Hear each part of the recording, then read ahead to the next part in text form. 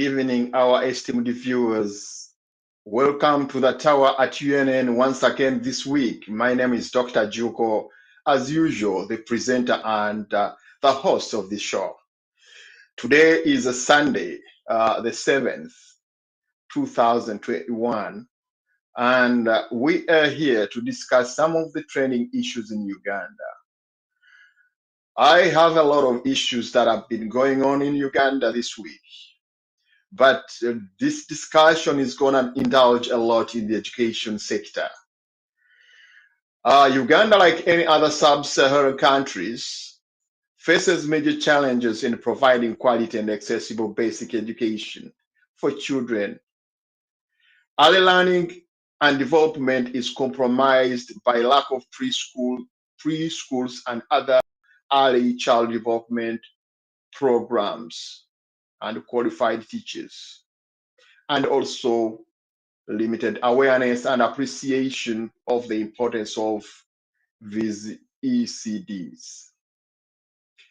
It's documented that out of every 10 children between 3 and 5 years of age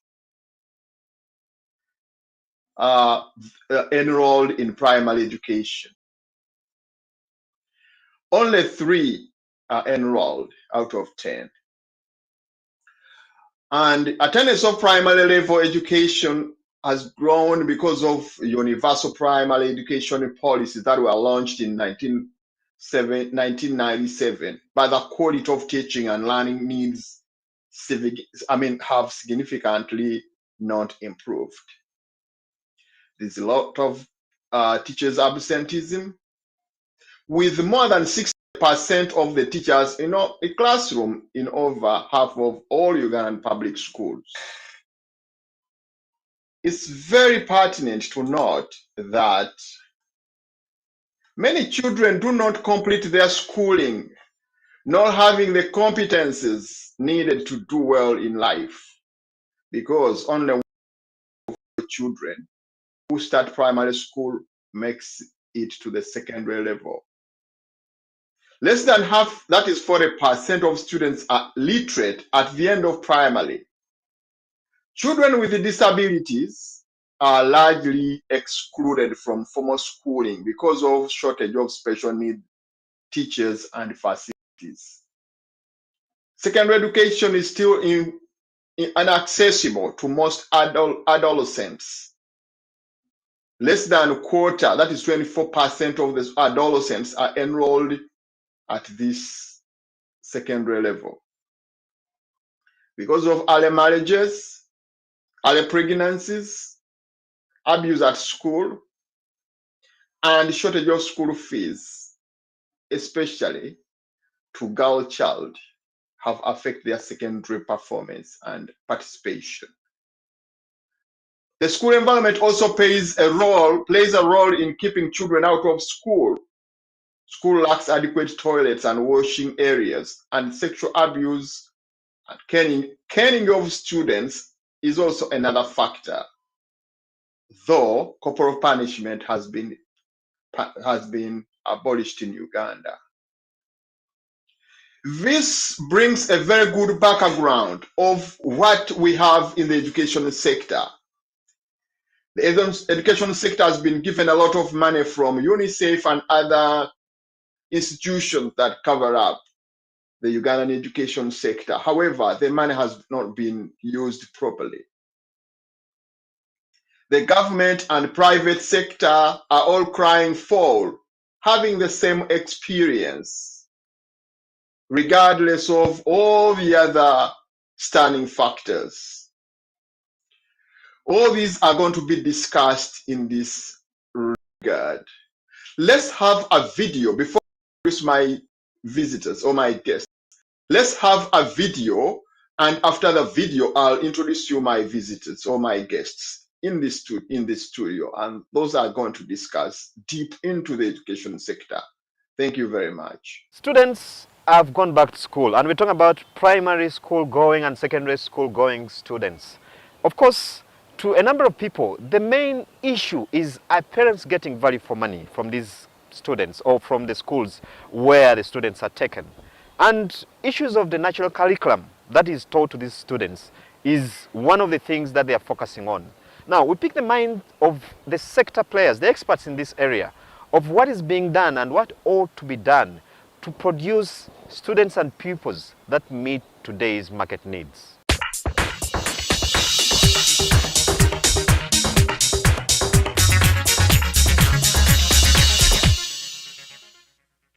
In colonial times and subsequent years, Uganda earned itself a position as a country of academic excellence where a number of regional leaders came to attain a good education.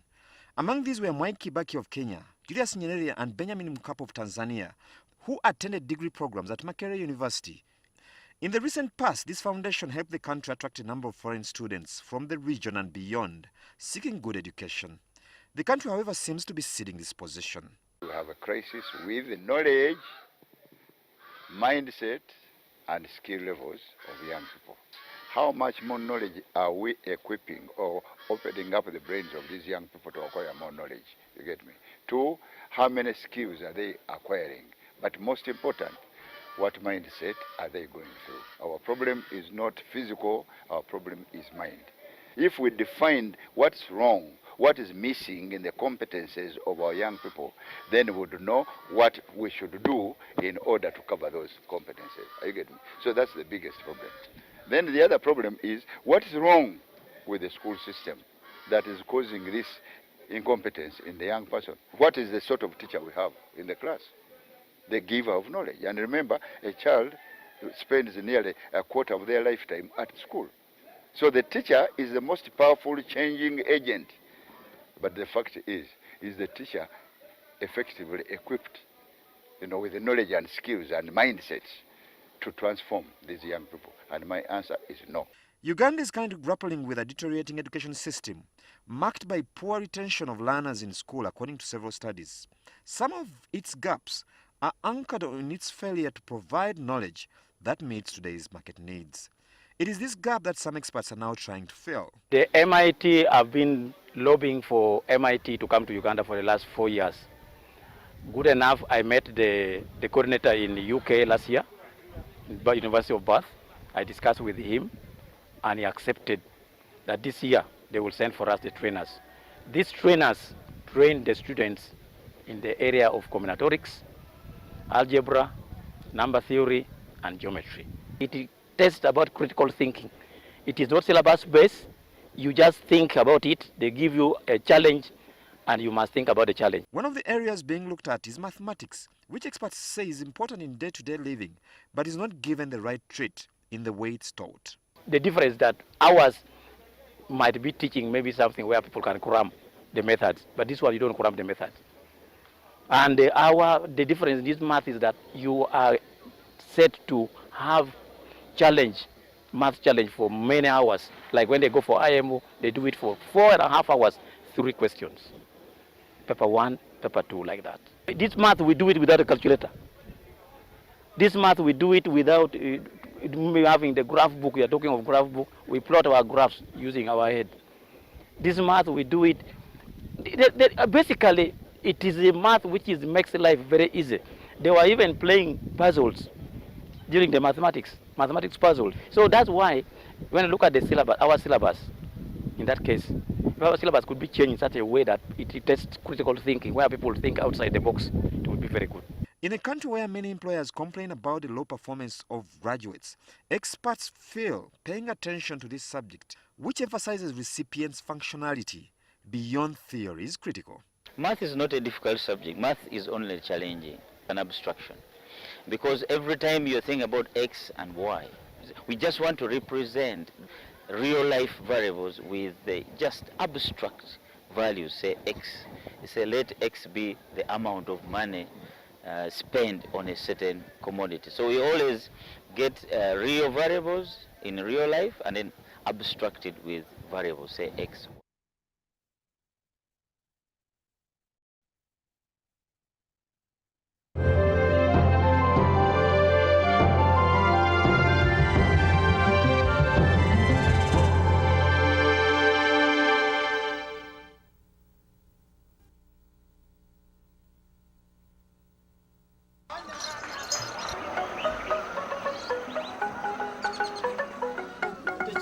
Okay,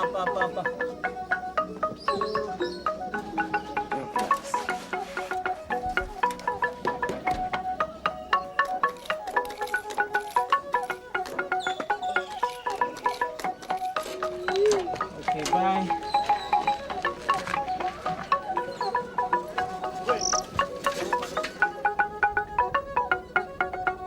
Dance, please. What are you doing? Dancing. 12-year-old Safira is a sixth grader at this village school in the lush Masaka area in rural Uganda. She's in a happy mood today because her teacher, Mr. Tamale, told the class they're expecting a visitor.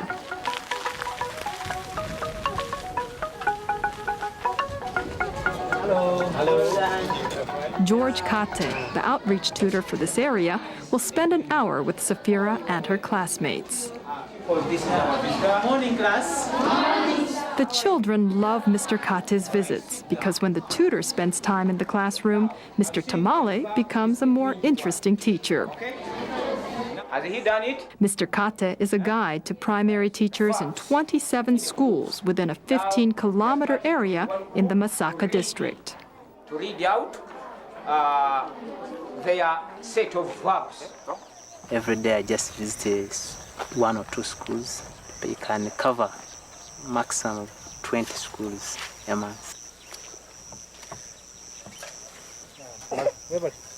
Mr. Kate and about 500 other outreach tutors in Uganda travel long distances, often over difficult roads, to help teachers become familiar with new teaching materials and methods. Mr. Kate used to teach primary school himself, but went on to get special training to become a tutor. What can you say about this card? They see me as a supporter. I just try to encourage them, try to make them realize their mistakes, and then later on we do find a solution to their problems. They do help us. They try to show us that this thing here is wrong. If you do it here, it is good. So with that, you know how we improved on that. Thank you, sir. To principals or head teachers, Mr. Kate is a mentor. Dear parents, you are welcome to this mobilization. To villagers, he's someone they can come to for help and advice. Mr. Kate's job, complex and often grueling, is vital to the success of educational reforms Uganda has been putting in place since 1993.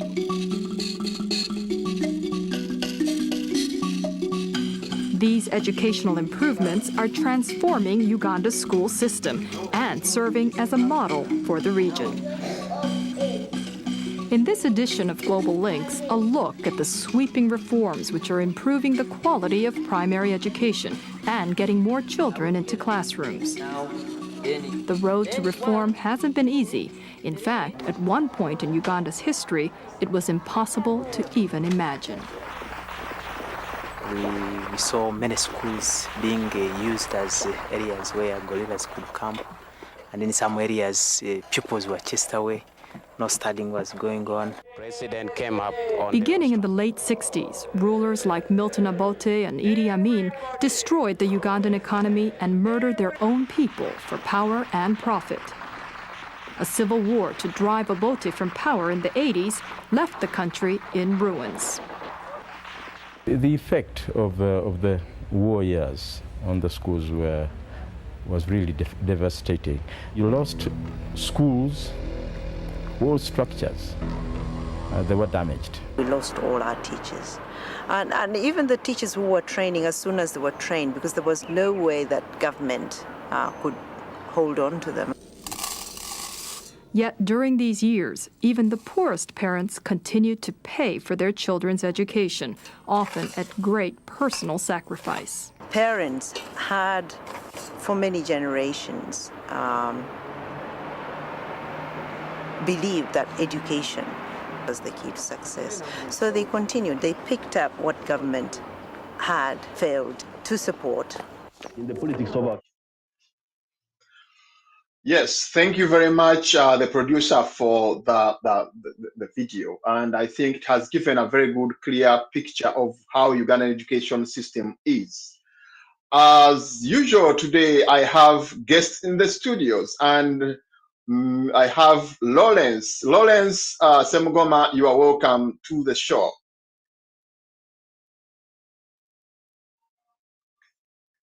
Lawrence, you are welcome. Okay, let me bring in another guest that we have tonight is Mustafa. Mustafa, can you greet our viewers, please? Yes, thank you very much, Dr. Juko. I'm very obliged and very happy to be on this very blessed television. It's watched worldwide. It's very good. I'm very, very happy because it's my first time to be here.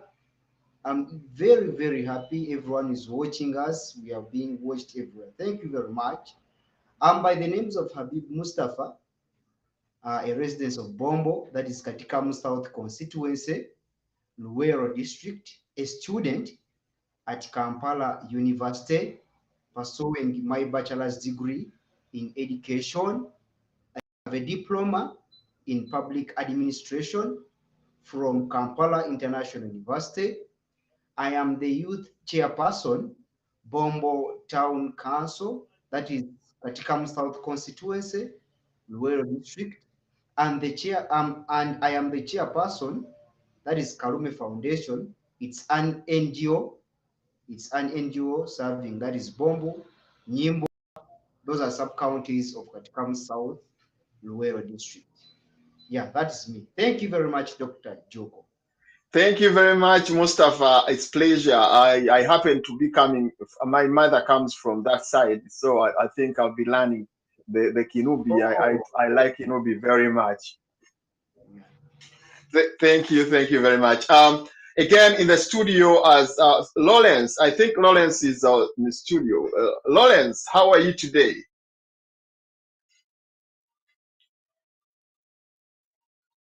Lawrence, can you work on your sound?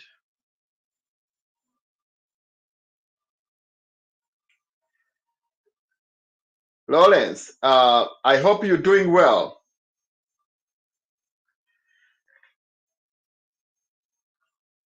We must be having some. We must be having. Lawrence, do you hear us properly now? Yes, I can hear you Yeah. so well. Can you hear me right now? Yes. Thank you. Yes, thank you so much, Dr. Joko. I am doing more than better than usual. You know, your life is supposed to be getting better the more days you count in this life and the more information you're exposed to. And of course, the sharing bit of it also comes in at a good cost. So I am happy again to be part of this. Yes, I'm happy once again to be part of a discussion which is geared towards illuminating fellow Ugandans out there on trending issues, especially those that might not be going so well, and even that what is going right but can be done better for our brothers and sisters who are back home. I'm indeed delighted to be here, and I look forward to having a good discussion and program today. Thank you to our viewers and thank you to everyone. Yes, thank you very much, Lawrence. Lawrence, we have more visitors, more guests, but I'll bring them over. But I want you to tell us what has trended this week. What do you think has trended? Just in 2 minutes, and then we see what to do next.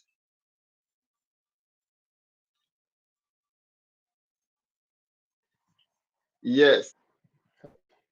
Yes, Dr. Jaco. I think for the training issues this week, I must admit that I have not been so much into the wires this week to see what has trended locally in Uganda to a to a more intimate kind of level. But I think we still have the ongoing bail discussion happening. along with the issue of the MPs who were still actually incarcerated.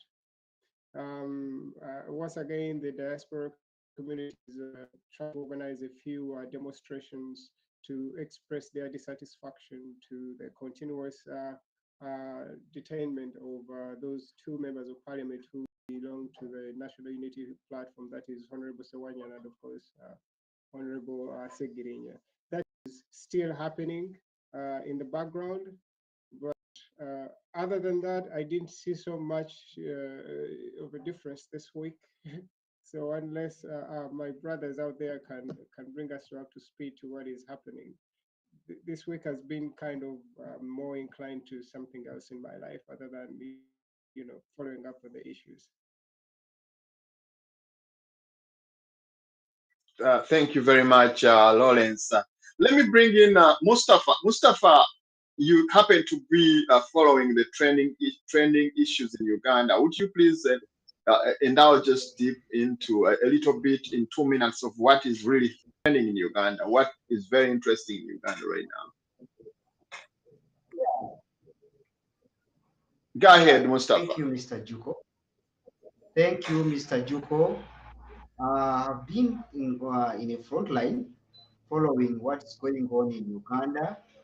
One, we're having, I can't miss out to tell our viewers, the bail motion is still moving around Uganda. People are still debating about it. Most of our members of parliament are still debating about it, whether they can pass it or not. We had another issue this week of MPs who were not ready to be vaccinated. They are saying that vaccination is not by force. Vaccination is not by will. So that thing was also there. Members of parliament are saying, no, we should not be vaccinated by force. Vaccination should be by will of that person whom you are going to be vaccinated. So there is another issue of bomb attacks. Terrorism was also increasing all day and night. The government of Uganda was saying it's ISIS. Others are saying other things. Others were jokes. So those are some of the news which we have got this week, but we are still following what's going on. Thank you. Thank you very much, Mustafa. Mustafa, that's great. You've given us some kind of, briefing about what is happening. Let me bring in Lawrence right straight on the topic. Lawrence, you have seen we have a lot of issues that have trended. Mustafa, let me bring you in first. Yes. You as a student, you seem to be very much following the education system in Uganda. Education seems to be at a verge of corruption, and it seems like people are not, getting the education. But let's look at a little background of education in Uganda. Yeah, thank you, Dr. Juko. We thank everyone who came up with this idea of educating Ugandans. As you see our background, Uganda is a landlocked country. It's being a landlocked country. In north, we are bordering Sudan. In the south, we are bordering Tanzania and Rwanda. In the east, we are bordering Kenya. We also have DRC on the other side. So the education of Uganda was brought in 1886 by the Christian Mission Society. We thank them very much. They brought for us the formal education. It is it's a very good initiative to all Ugandans. We have get to know more about new things, and we are knowing each and every day. But our education system, the system, we are using a system of 763. That is 7 years in a primary, 6 years in secondary, and 3 years in tertiary or in university. So that is our education system in Britain. It was brought up by the Christian Mission Society, that is the missionaries. So they put a break in our education system in Uganda, and others also started there, like Dr. Milton Obote and others, though things are not moving well as they used to be. We don't know what's going on. Everything is in its downslope. We don't know, but that is our education system. So far, so well. We have a lot of challenges in our education system. That is teachers and students absenteeism, low payment, late payment, low bad roads, a lot of problems. The poor syllabus we are facing, and more challenges we are facing. As me a student, I'm facing a lot of problems like tuition, raising a tuition. I'm still very young, but I need a service of education. But I'm facing that problem of raising a tuition of 2 million to 5 million. What is the government? The government is not helping us anymore. It brought up the USE. We are seeing it. That is universal secondary education, universal primary education. That it was brought up in 1997 with an aim of making education something very important in Uganda, though the government is now failing for implementation. When you look at the public schools and private schools are more better than public schools. Why? Because the government is failing to implement the UPE and USE in Uganda. We don't know what is the challenges, but it's real in a bad condition. Thank you very much.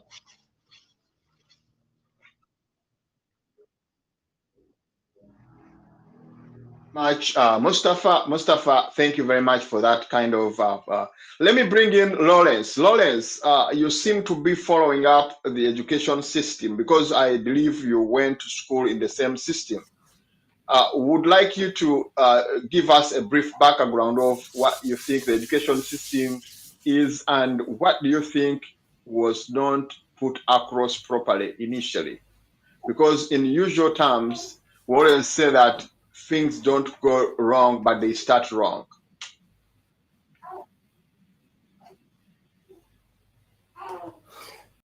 Thank you so much, Dr. Juko, for that question again for our listeners out there. So, for the issue of education, I think we've gone about it for a while, and every school going or any Ugandan actually out there who has been part of the education system has some knowledge or information about how things are going. We all know how the education sector is architected, the framework we're following, which is you have preschool, then you have primary school, or rather nursery, primary, secondary, and then tertiary. And of course, in between there, you can decide to go into vocational studies. But if I may just with what we have up on the screen right now, we have the demographics of the people or the population that is actually going to school, and I think you can see the age bracket for that.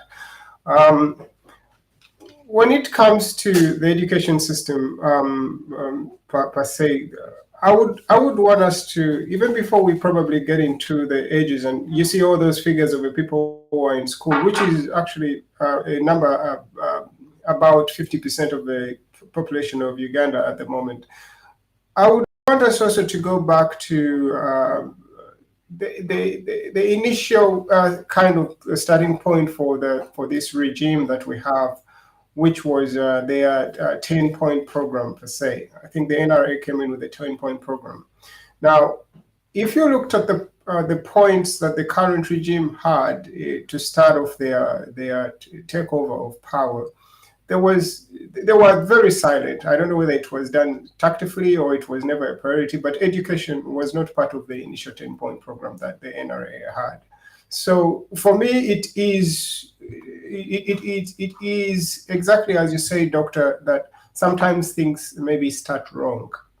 they don't go wrong. So at that point, if this wasn't a priority, that means there was no plan, or it was one of the things that maybe did not have a crisis at the time.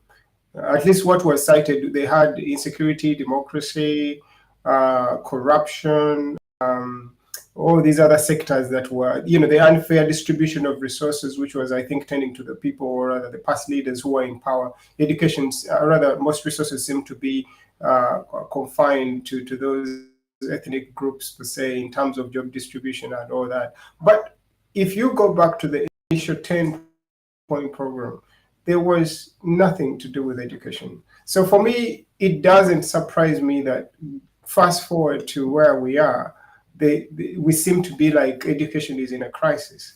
It is because it was never a priority at that point, or it was something that was going so right and no one needed to touch it. And of course, like anyone knows, any program or project out there, if it is assumed to be running okay, then and little attention is paid to it, things are going to start to go wrong. So we can't say that maybe fixed other issues like the regime is so clear to say that at least they've improved infrastructure, telecommunication. The statistics they always give you with the road network and all that, we don't seem to have that for education. But at least there is a good record to show that we've been borrowing to fund education over the last 30 years plus, going all the way back. So we have borrowed a lot, and we have gotten so many grants to improve the education sector.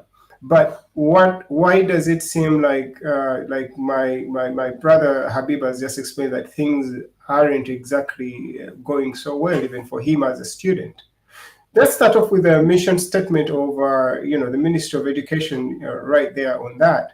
You can see.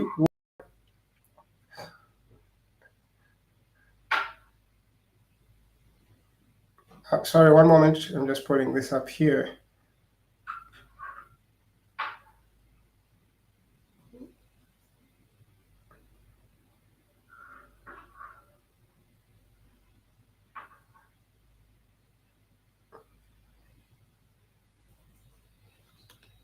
Oh, God.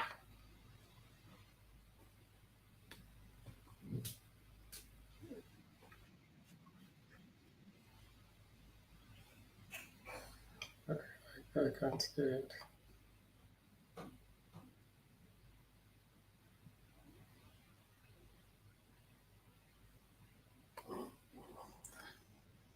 Okay, sorry, viewers. I just got a little stuck here looking for something through my files. So, getting back to just the vision statement for the Ministry of Education, it's just quality education and sports for all.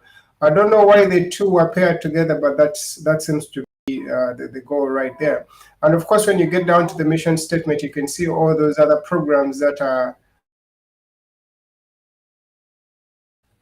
The mission is supposed to, support the vision, and you can see all those other programs that we have, including the local government acts, the National Development Program. We have Vision 2040 there, and I think we also had I don't know why they include the NRA 10-point program, because that wasn't actually something that had education as part of it. But then we could say that maybe through taking care of other things like security, and maybe that is if security was one of the things that were affecting education, then in that way they could say that they were supporting education that way. That is something you and I can look into and agree or not agree. But moving on beyond that, we have the UN calling for quality education as one of the sustainable development goals out there. Now, as far as all this goes, and it is documented all the way, you can see up to the UN, how far is Uganda from having quality education? Do we have a relevant education out there? And we've had the chance, or we have the opportunity to review and if things are not going right, to put them right. Just like you've seen in the other shared video where institutions like MIT want to partner with us and all these other foreign entities to try to improve our education, because you're not going to teach people all this kind of cram work like the way our education syllabus is designed to a certain extent. At some point, I just like you to pass exams and that's it. So it is the system is more testing how much you can remember. And information age today, you don't really need to probably remember much because information is accessible. The reason why the system was designed as it was before is because there was not as many libraries. You did not have smartphones in your hands to look up anything that you wanted. You didn't have Google, for instance, and Wikipedia and all these other, interesting such domains that we have. But right now we have all that. So the education is now supposed to shift from making you an information to someone who actually uses the information to solve real world, problems and solutions. Problems and challenges. Again, if you to go to probably the UN website and just look out for the biggest issues that we have, that challenges that the world should be addressing, you can see everything is right there. So we should just be trying to evaluate our education system on how it is trying to meet these goals. They try to push down to 16 of them, but of course, if you go to their site, there are a lot more issues. You have the issue of immigration happening. You have the issue of an aging population. By the way, if you didn't know, there's a bigger population of the world that is actually aging, and that is a little worrying because if it is growing, that means we're not probably having enough. The world is not having as many. It's not having. Or rather, that kind of a population. How are you going to accommodate it? Because you have to have programs to look after those. And we can see that probably in our country, there's not so many programs towards the aged. Yes, we're targeting the youth. We focus so much on the girl child, like the minister stated this week, and then they've forgotten the boy child. But what of the elderly? These are the same people who are raising these young kids who need to also be supported. It's these old people who are selling their land. It's these old people who are still trying to make sure that the youth go to school, have something to eat. How is that? So you can see it's all these kind of interlocking issues that should not be neglected. So it's one thing when you get funding and then you target it in one area, forgetting all these other facets. You're going to end up with a crisis. We've borrowed money for UPE, USE, and I think there was some money for skills development at some point. We even borrowed some money to improve infrastructure through education, that, if we have a good road network, maybe that will help in a way, which, it is subject to how you look at it, but that's how the government viewed that when it was taking that loan from the World Bank. But how is our education geared or aligned to the issues that the world is facing out there? Look at maybe the issue of democracy. We can almost admit that we are failing as a nation to practice democracy. It's one of the training issues out there. How is the education of the school system trying to solve that?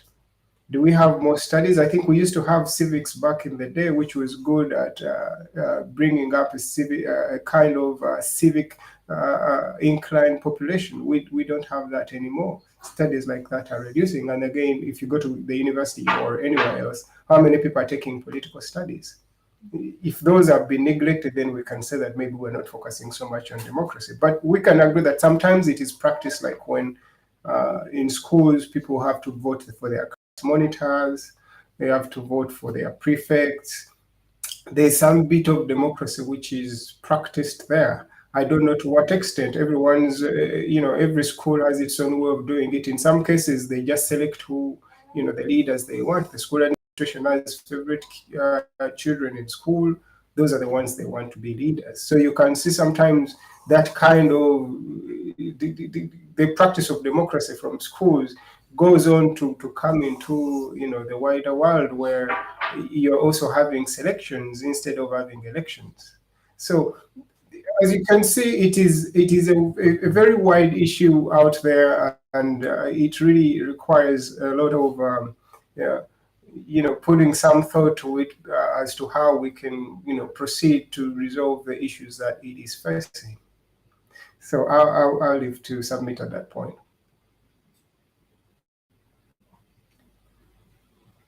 Thank you very much, Lawrence, over that. You've given a very good background of exactly what the education system is. I have Mr. Chendo online. Yes, Mr. Chendo, how are you, sir? I'm very well, thank you. I'm disappointed that I couldn't show up because of power outage. Yes. Yeah, so I'm really distressed. Yes, let's get you over phone. We are here discussing the issue of education in Uganda. As a retired teacher, would you please give us exactly a little background of education in Uganda, and as well tell us what flaws do you see in the system, what was not done properly initially? Okay, I want to thank you very much for this opportunity.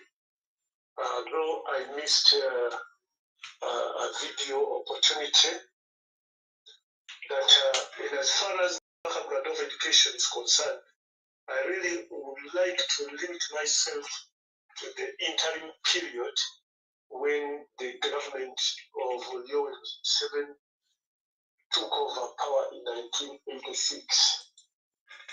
I want to say, when these people came to power through the gun, what they did or showed at that time was that education was not a priority in as far as they were concerned.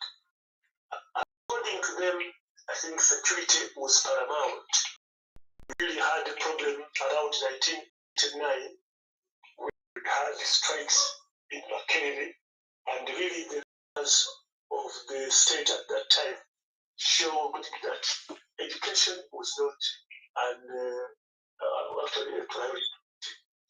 However, about 1987 or so, the government of Uganda instituted what is called the Education Policy Review Commission, which, among other objectives, was to actually have universal primary education. In 1989, we really came up with what we call the Kajubi report, Education Policy Review Commission report by Kaziwe, which culminated into the Education White Paper in 1992. The Education White Paper actually gave a detailed way of how education could better be managed or at a lesser cost to the parents. Indeed, it was supposed to implement universal primary education in a phased manner. However, because these policies have always been turned to be political, in 1996, when we had the first presidential elections under the NRM, we had Chibige Mayanja, Paul Kawanga Simogerere, and Museveni. The two people, Paul Kawanga Simogerere, brought up the idea of universal primary education. In fact, for him, he was saying universal primary education will be implemented by him. All children will go to school free. Now, afterwards, Museveni saw he had been beaten to the game. He came up also with a policy saying that he will educate 4 children per home. I want to say one of the first flaws is that education was politicized, much as it is a political policy, but it was politicized to the detriment of the population.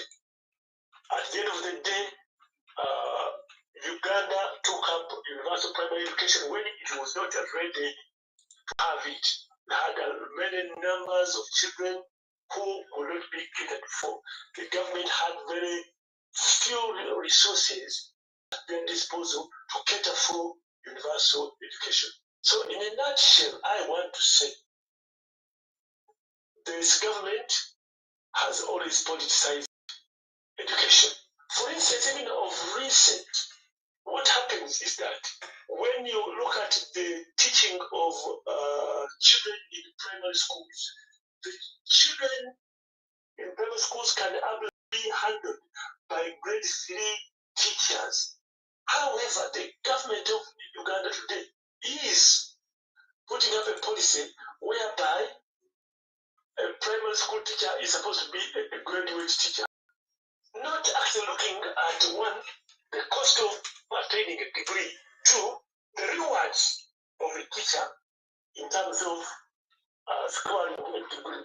But the question also is about relevancy of a university degree in our education system.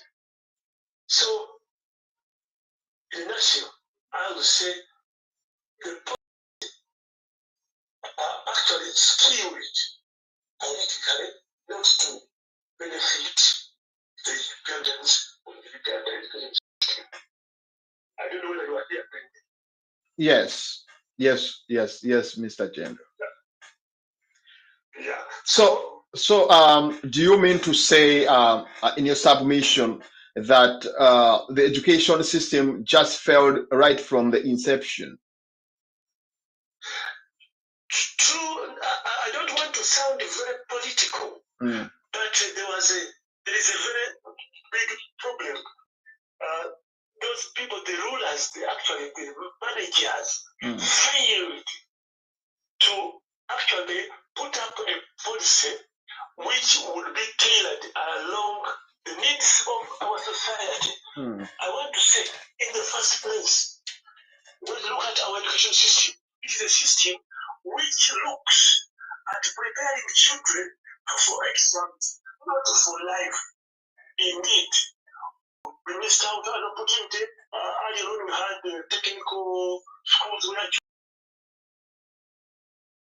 go after primary schools. We had farm schools where children still would go after primary schools. Yes. Now, these very good institutions, well-meaning institutions, were all phased out. At the end of the day, we ended up coming up with education where we are only looking at academicians. We're not looking at life. At the end of the day, you find a child after senior 4 or senior 6 who cannot stand on his own because he has gone through education. But at the end of the day, you find him, you ask the child after senior 6 what are you going to do? He doesn't know. You see, you tell you, well, whatever comes up. So that's a very big flaw. We are not preparing our children for life. We only prepare them to pass exams. That is all. Yes, Mr. Chendo, let me stop you here because you seem to be very interesting. I'm going to bring you back on when we discuss deep. Let me bring in Alex here. Alex here is a member of one of the teachers association. Alex, it's a pleasure having you, Alex, on this show. Is Alex? Can we have Alex? Okay, let me bring in Mr. Chendo on the very same note as we try to dig deep. Mr. Chendo, you talked about the issue of the structure initially. When you look at our education system, it seems like we are standing in isolation.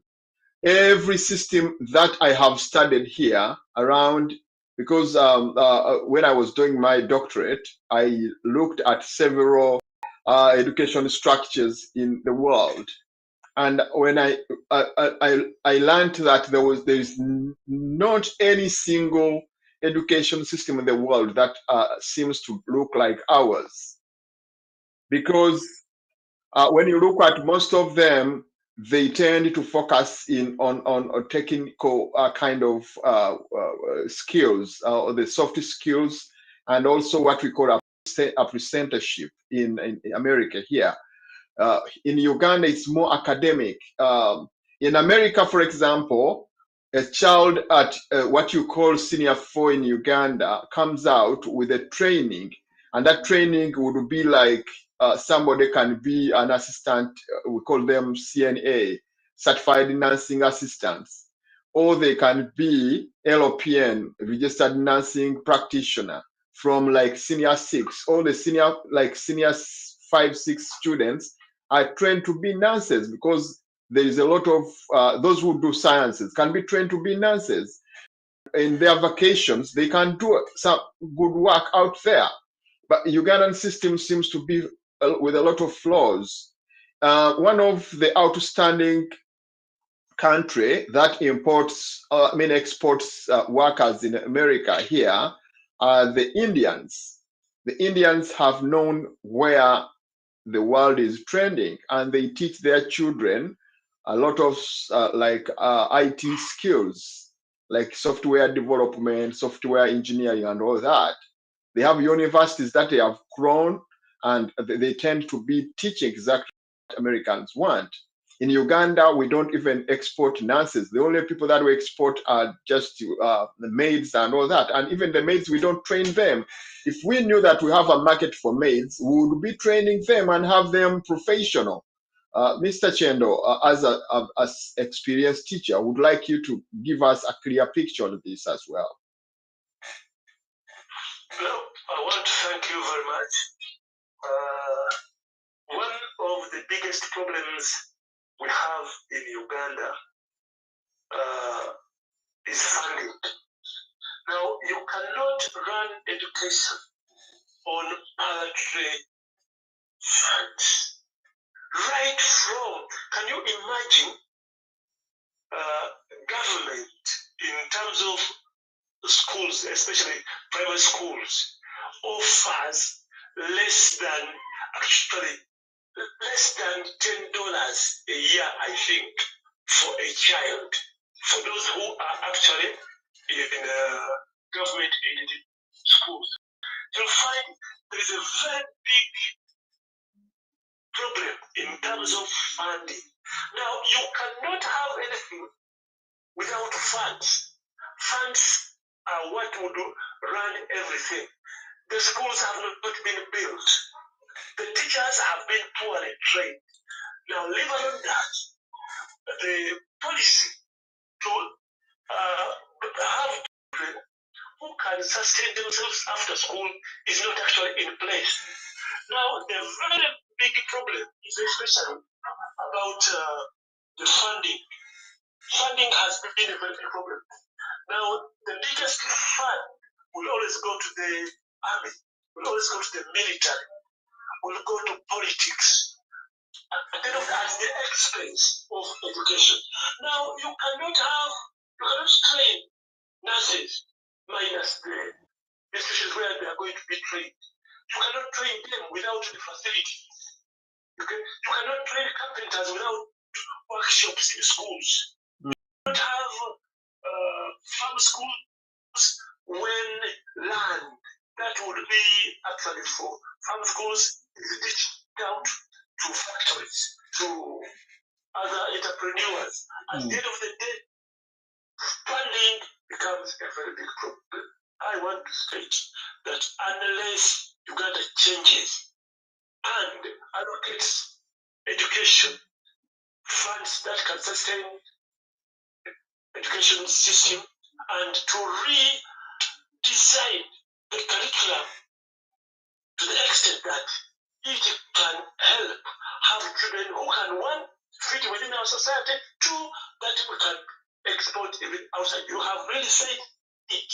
We are actually exporting maids. But not only that, we are also losing out on professionals who cannot live here in Uganda, but at the end of the day, they get to go and work as casuals. You find those who are teachers working as casuals somewhere outside, even nurses who have at least going through the system, be employed here, they end up doing casual or manual work in the south, in the Middle East. So, listen, the problem is about funding. Yes, the problem is about funding, Mr. Chendo. Let me bring in, I wonder whether, Alex, do you hear us? Do you get us? Alex, can you hear us properly? Yes, I can hear you. Do you hear me now? Okay. I'm Alex John Selu. I'm the National General Secretary for the National Private Education Institutions Association, and I'm a proprietor of a private primary school called Good Hope Nablaga Primary School. And I've been a member of the COVID-19 task force of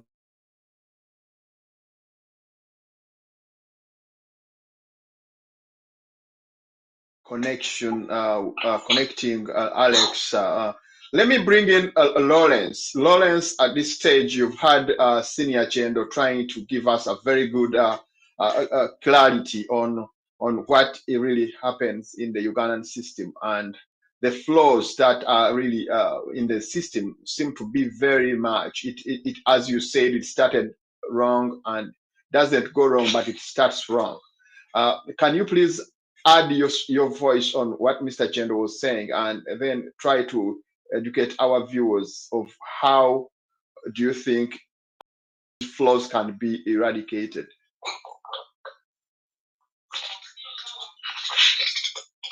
Yes, Lawrence. Yes, we seem to be having some problem with our guests. Mr. Chendo, still on you.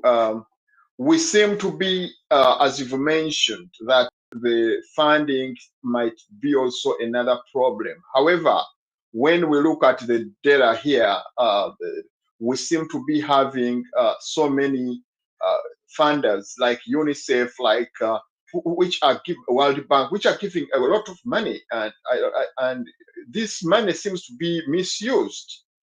So, what do you think should be the issue when it comes to funding? Does the members of parliament or the parliament as an institution have something to do with that? Can it regulate over it? Okay, I want to thank you once again.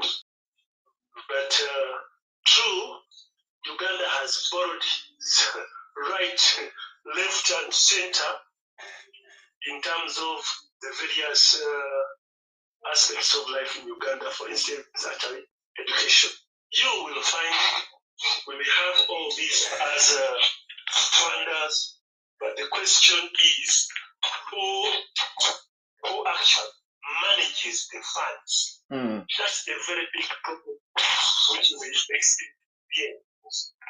So when the funds are there, the question is who manages the funds, who plans for the funds. At the end of the day, sometimes you'll find we have borrowed and don't even use the money which is supposed to be used. In most cases, you'll find the failures stemming from planning. Our planning may be too bad, actually, to accommodate with the money. So you really see that much as the foreign funders, much as multinationals are supposed to be funding, our planning is also in tatters. That's a very big problem, also, planning. Thank you very much, Mr. Chendo. For now, let's have a break, and when we come back, I'm going to bring other guests to dig deep as Mr. Chendo's, in Mr. Chendo's submission, and then we can see how we can help our viewers to understand exactly how our education sector needs to be helped. Let's go for a break for now.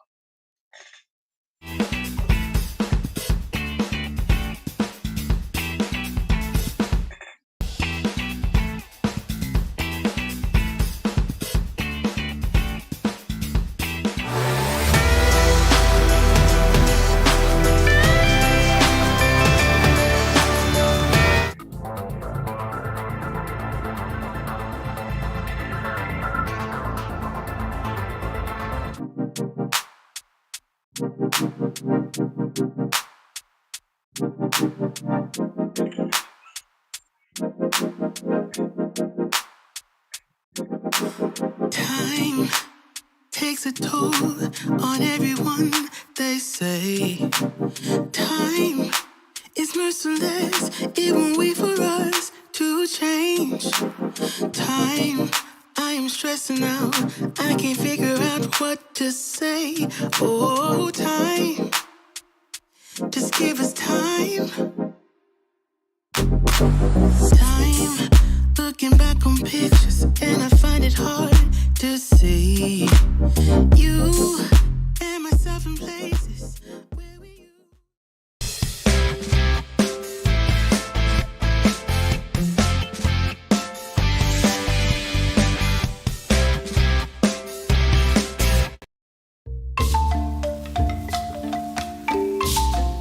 Alex, otuwulira bulungi?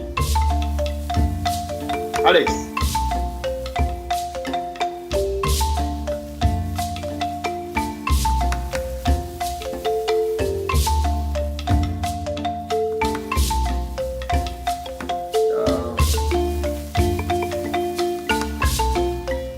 I can have him. I'm not, he has gone off.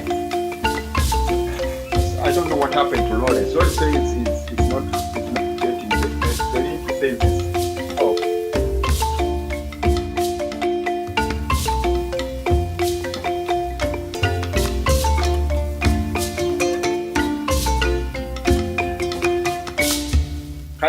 Can I give you Alex's number and you get him on phone? Will you be able to give us here? Because I have this one on. Samson.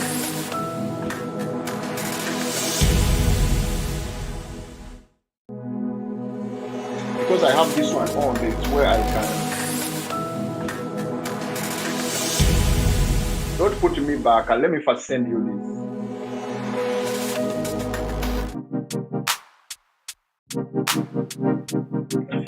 Look what the other guy is back.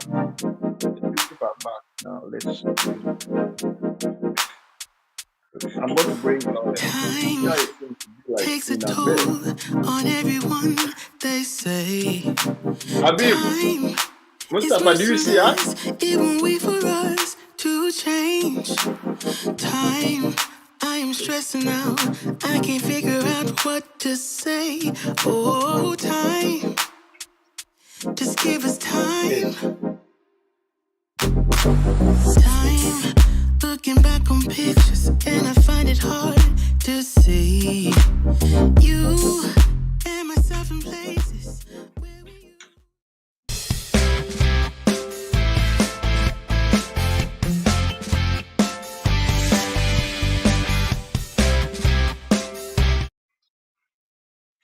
Thank you very much once again to the second edition of the Tower at UNN. My name is Dr. Juko, the host and presenter of the show.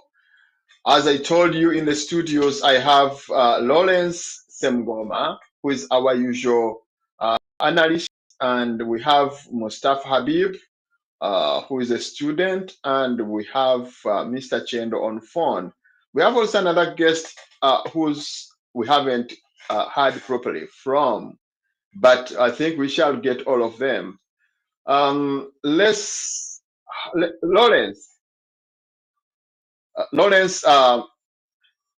can you hear me, Lawrence? Yes, please. Yes, Lawrence. You have had Senior Chendo giving a very good, impressive information about the education system and how the flaws have affected the implementation of policies. Can you dig deep as well into what his submission, and then we see what goes on.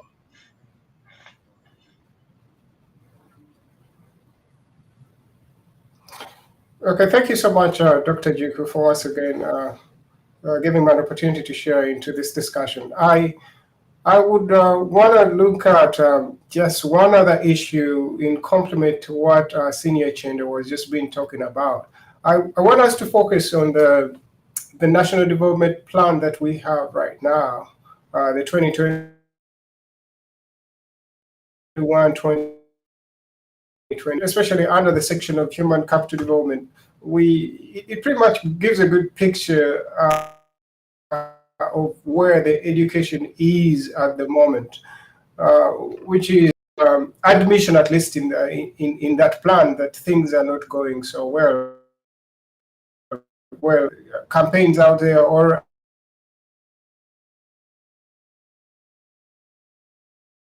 an impression there's clear admission of things not going so right.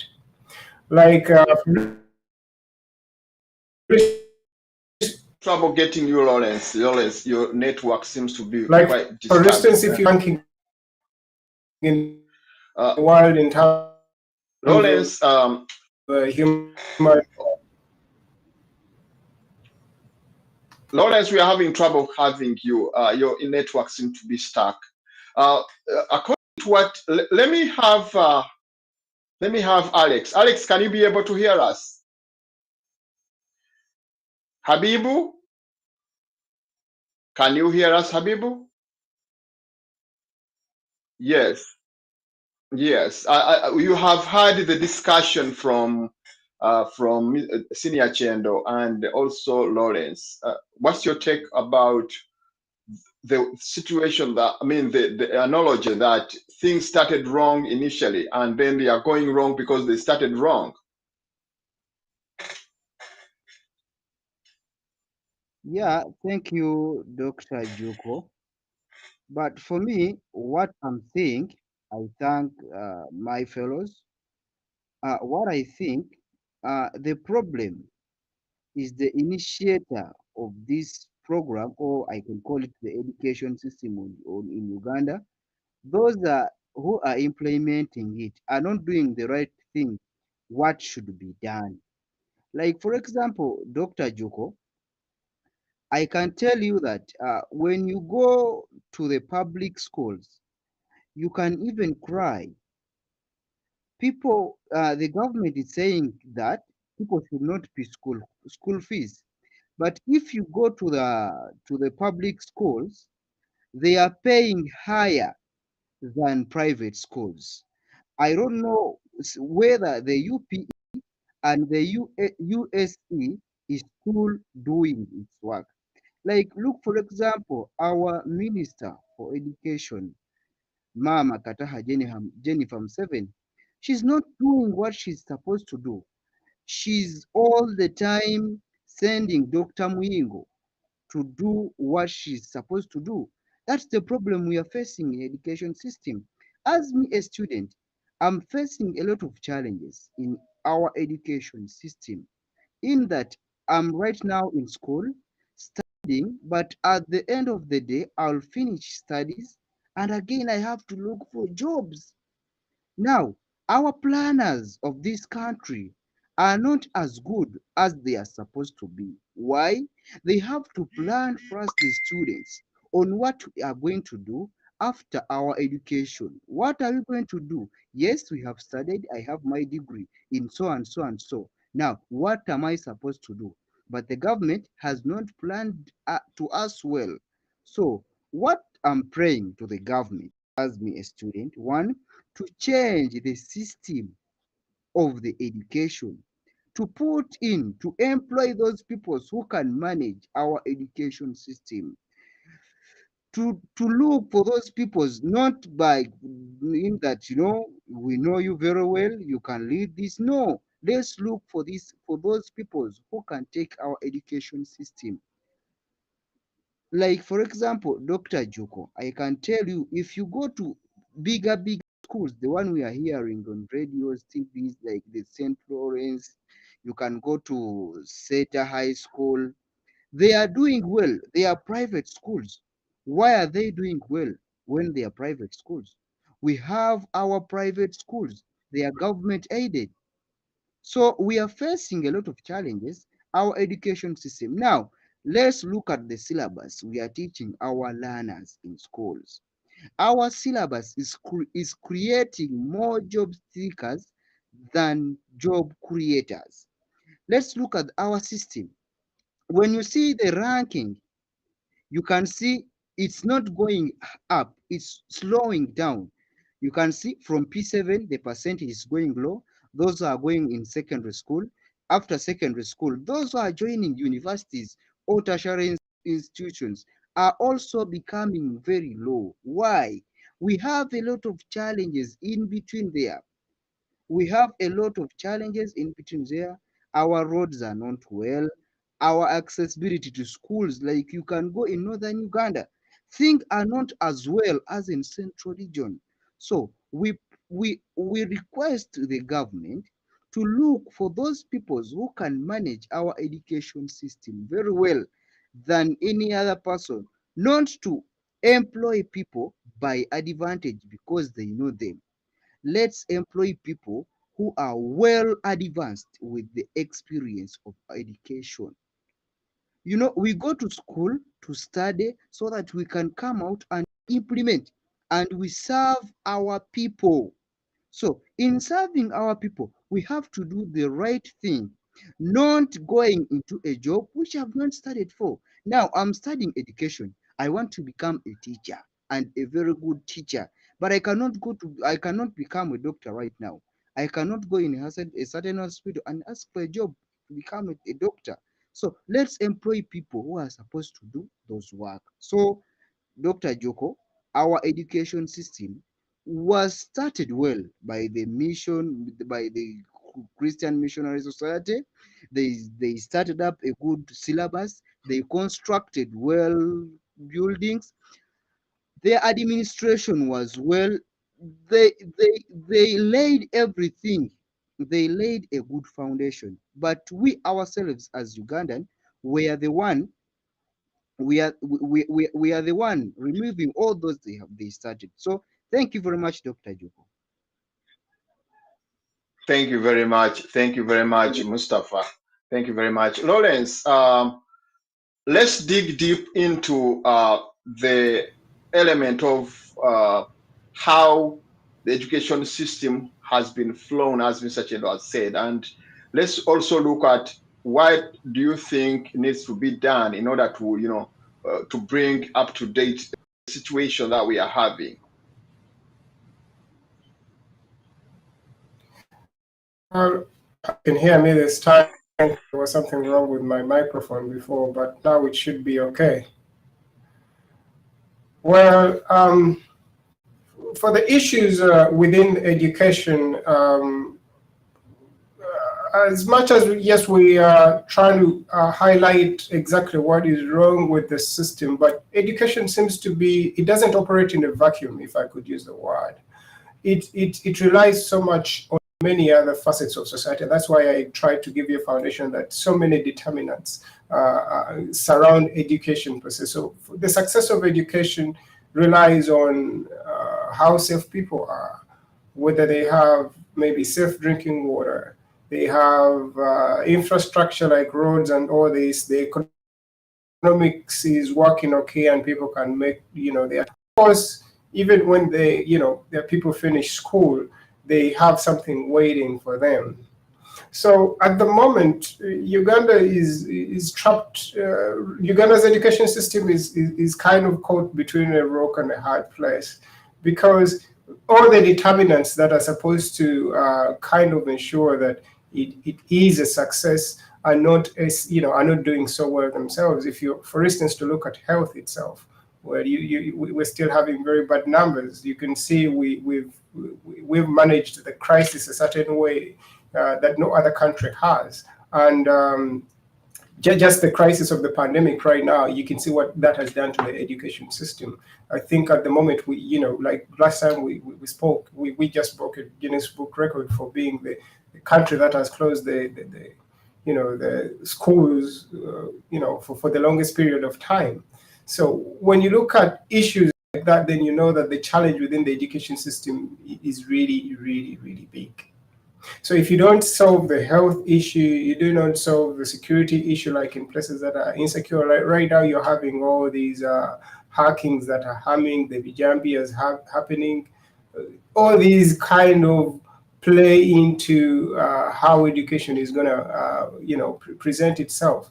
But just like before, I was trying to hit on the National Development Plan of 2020-2025. I told you there's an admission that things are not going so well, which is a good starting point for trying to make things better. Like at least there's a plan to see that we can try kind of move beyond what is not exactly going right. Like yes, we are admitting that our population clock is kind of worrying. We have I think the second largest youngest population in the world, and then our fertility rates are so high. I told you we're adding about 1 million people every year. If you look at where we're going, we can't manage that population per se. And again, how does education now fit into that? Remember, as the population is growing, that's a two-sided thing, issue right there. I think at some point the government was like, no, the more the bigger our population, the better, because that's a good market for our products. But again, who's going to produce the products and who is buying?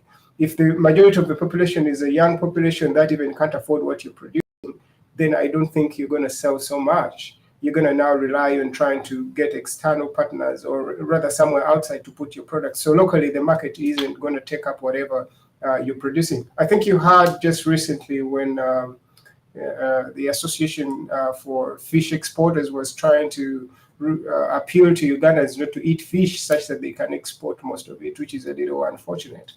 But all these issues determine how education is going to play out. So a person hearing that this is how things are going, maybe in fisheries, they might just make a decision probably not to pursue anything in that direction.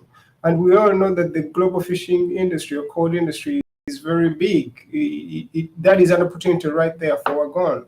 And these people are going to go to places where they feel that maybe they can easily whether get the education or use the education. So even then, when students go through the education system in just an industry like that, they're going to just be looking outside because they're saying there's nothing much to do locally.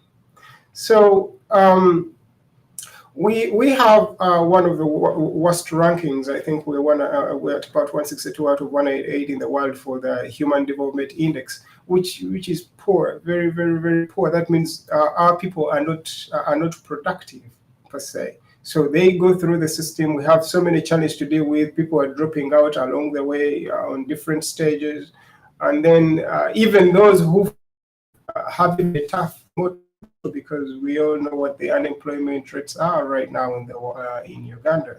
You're looking at figures that are beyond 85%, and they are growing. With the pandemic, I'm sure we could even have hit the 90s. That our labor markets are not taking up as much of the output from the system. So all these issues kind of affect the learning of most of the students out there.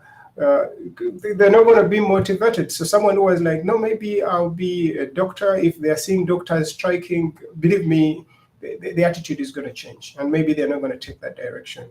And right there, that is where the losses come in. So it is pertinent on government or whoever is in charge to try to make sure that all sectors are kind of working in a smooth kind of way, an interactive way, whereby they are all supporting each other. So if things are wrong elsewhere, around factors that determine how well education is going to go, the education is going to fail, and it's the reason why it's looking the way it is. I do not entirely agree on how probably maybe the Minister of Education was put to the task. I don't know whether she was the most competent person per se, or it was such a critical sector that, because when you look at how bad our indicators are with the dropout rates, like you say, are looking initially at the show, it needed probably someone who is strong-willed or holds more power than the rest, who can ensure that things go well. But fast forward to now, 4 or 5 years, when the First Lady has been Minister of Education, have the scores improved? Has that much of anything improved to show that we're now starting to move in the right direction? Are the funds better used right now? Do we have more transparency, more accountability in education per se? Yes, we've had science teachers are going to be paid more, and of course we've not run short of strikes in that direction all across the board. I think the ones in the lower schools, or rather like primary schools, secondary schools, there are fewer strikes because of you know what happens when you strike. You're going to be expelled from most of the high schools we have and the primary schools. And then at the university level, we all know how that one is dealt with. Of course, the police comes in, and so many students have lost their lives trying to agitate for what they need from the system per se. Like if they're not eating well or they're not learning well and they try to speak out, the students are suffocated. So if the students are kept out of this and these are the people who are within the system enduring it, they don't have enough platforms to air out whatever is not going right. We have a crisis right there. We don't know what's going on. The national plan says something else, the government says the other, the parents are very busy looking for money. The students are taking in something where they could also probably give us some feedback and tell us, we're studying maybe this thing, maybe, I don't know, whatever they're studying, maybe they're doing the abacus, like, we all started off with math, but that's an ancient tool that you probably don't really need to put part of the curriculum anymore. But those are the things people are doing. They're going through with the abacus. And right now, the world is going miles ahead of that. So for education to probably get back to be stable, there's probably more effort that will need to be put in order to put it right on track. So I'll leave my submission at that, Doctor. The submission. Let me. I have Mr. Chendo online again. Mr. Chendo, you've had Lawrence. Lawrence seems to be having an analogy on the structure and the systems that really have flaws, as we've mentioned, but his point of view is on the strategic implementation of the policies and all that. So as we try to wind up the topic and then look at briefly on the impact of COVID on the education system, would you have to add on something like, what can we do to have our system get better? What should be the approach?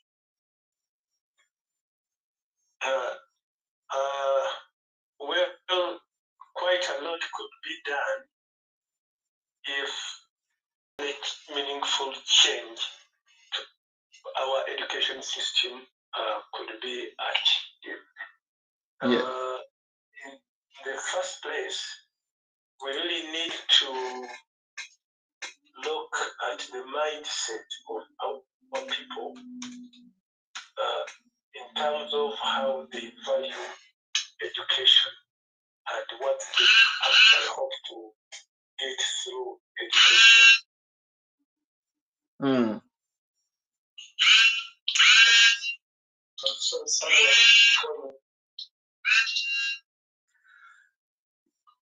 Someone, there was an interference, I'm sorry. Okay, go ahead. I'm saying we really have a problem about our mindset as Ugandans, actually, to look and direct what we need to get through our education. Secondly, we also have a very big problem about governance. You know, governance is a very big issue in as far as structures are concerned. Now, in Uganda, I'm sorry to divert you a bit. Here we have a situation where the head of state in our country is actually the real head of everything. He is the head of health, head of education, head of everything. He's the omega, the alpha and omega. Exactly. So until when we get a leadership that actually can breed systems and respect them, we have a very big problem. Recently, we had go ahead. Bail. Yes, sir. Okay. Someone has been appointing judges, he has been appointing attorney generals, what and so on. But at the end of the day, not satisfied that he has a situation Uganda's education system has got many challenges. One of the challenges currently is deficiency in planning and handling budgets. Just imagine that we've had a lockdown of schools for the past 2 years. Alex, just a minute. Let Mr. Chendo finish up a little bit. Okay, so Yes, sir. Okay, sorry for the mix-up. Yeah, sorry. But I will say, Mm. our major problem is a problem of governance, where we are actually having a problem where we are not able to nurture systems to do their bidding.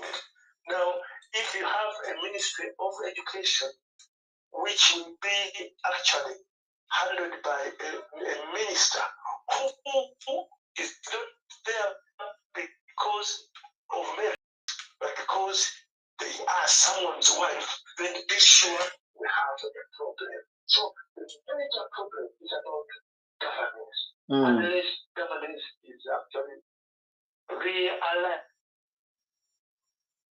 a very big problem as far as structural problems are concerned. Thank you very much, Mr. Chendo. I'm going to come back to you when we look at the issues of the impact of COVID. Let me have Alex. I have Alex on phone as well. Alex, I know you had some problem with getting you on, but yes. Thank you so much for this opportunity. First and foremost, the education ministry or the education sector is having a lot of challenges. One of them is having a corruption as the biggest challenge. Everyone in the education sector at the helm of the ministry is trying as much as possible to look public resources for personal gain. Actually, that's why we are seeing that people are building classrooms and they collapse the next day. That's why you see people are getting a lot of money, billions of money, to make publish learners books or learners study material. And at the end of the day, you don't see them. That's why you are seeing that actually very many of the expected facilities are not put in place. Yet the Minister of Education is hugely supported by the government in terms of the budget support. Then too, also there is inefficiency in service delivery. There is actually a deliberate inefficiency in service delivery in terms of education. Take an example. We have 120,000 government teachers, but we have about 15,000 government schools. If you just make a simple roundup or a ratio for that, you realize that very many schools have very few teachers. This is bringing in an inefficiency. Also, you realize that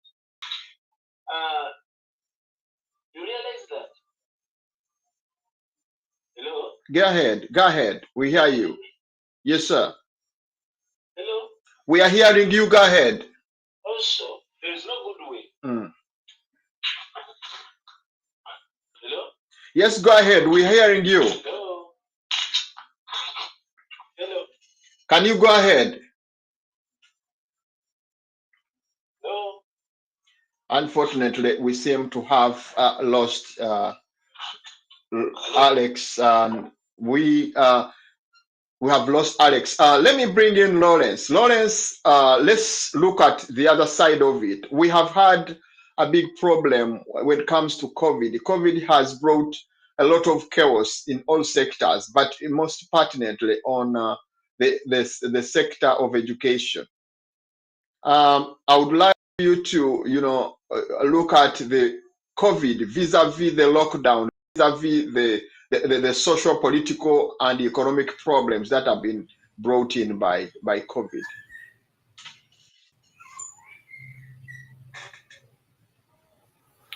Well, thank you so much, Nadine, right there. Looking at how COVID has actually, impacted education, I think it has been the worst hit sector in the country per se. Evident from the numbers, or rather the extent or the duration for which schools have actually remained closed. So we can almost all unanimously agree that education has been hit the worst. But again, should it have been the worst, or is it the same case probably when you move, next door to Kenya or Rwanda or the Sudan itself, or even the Congo, or even anywhere per se, like even where we are in the in first world? Well, we can always argue that first world is always better prepared for scenarios or situations like this, and that's why they are able to avert some of these challenges in a way. But what could the government have done, or the ministry have done per se, to ensure that COVID doesn't hit us as much? Like I said before, it's just unfortunate that education relies so much on other sectors in order to blossom. So, and more so the health sector. And maybe even you could go to food itself, because if people are just worrying about where the next meal is going to come from and they don't have a meal, they will not, consider learning as the first priority. They're going to be, looking for food first. Like I told you about the Maslow's hierarchy of needs, you're going to have to first pursue what ensures your basic survival before, you can pursue higher callings, like education is calling in itself. Some people are just not interested in knowledge per se. They're just okay with things as they are, as long as they eat, sleep, they have children, that's it. And maybe somehow they live anyhow. But that is like going back to the egalitarian society where people just used to live almost like that. Today, in the information age where we are, we shouldn't be really thinking like that. So yes, COVID hit us like everyone else. But why is it that the rest of the world did better in as far as education is concerned? I once highlighted to you that yes, of late we are having classes on Zoom. But was Zoom the way to have classes before? I don't think that was the case elsewhere. Zoom didn't have its share prices as high as it is right now pre-COVID. It was just one of those communication tools like the one we have, WebEx for Cisco, and I don't know which other. We had Skype before that. Right now, Skype has metamorphosed into Teams, and that is like the new normal. Everything has changed to that direction. So for us, it seemed like we did not have our plan aligned to that. Again, if we just go back to the National Development Plan, which I was just getting into earlier, if you're to look at the reforms they looked at to kind of improve the human development aspect or sector, they looked at things like, if I may just go through, I think there are just 7 of them. It was operationalizing human resource development framework, expanding schools to have double shifts to increase the access. So instead of schools having a single shift, that they could have double shifts. And I think that is happening in a number of schools out there. They were just looking at having more numbers in. And again, you can see that strategy of reform right there. It did not consider COVID, because if you put in a double shift, you're putting in so many people in the same premises where the virus could be, and then you're going to probably affect them in a way. So in that case, that reform cannot even be implemented in the COVID crisis we're in right now. If you're to look at the other reform, which was trying to enforce compulsory retention of schools, children in school to at least 11 years, amend some laws to provide industrial integration, and all these other good things. I wish I could share this. I think we'll share this screen eventually. But these reforms that we had did not consider that. So whoever comes up with this budget and this plan is not considering risk. That was not considered at all. They're like, no, this is how things have been in the past, and that is what happens when when you're not dealing with certain crises at a certain point.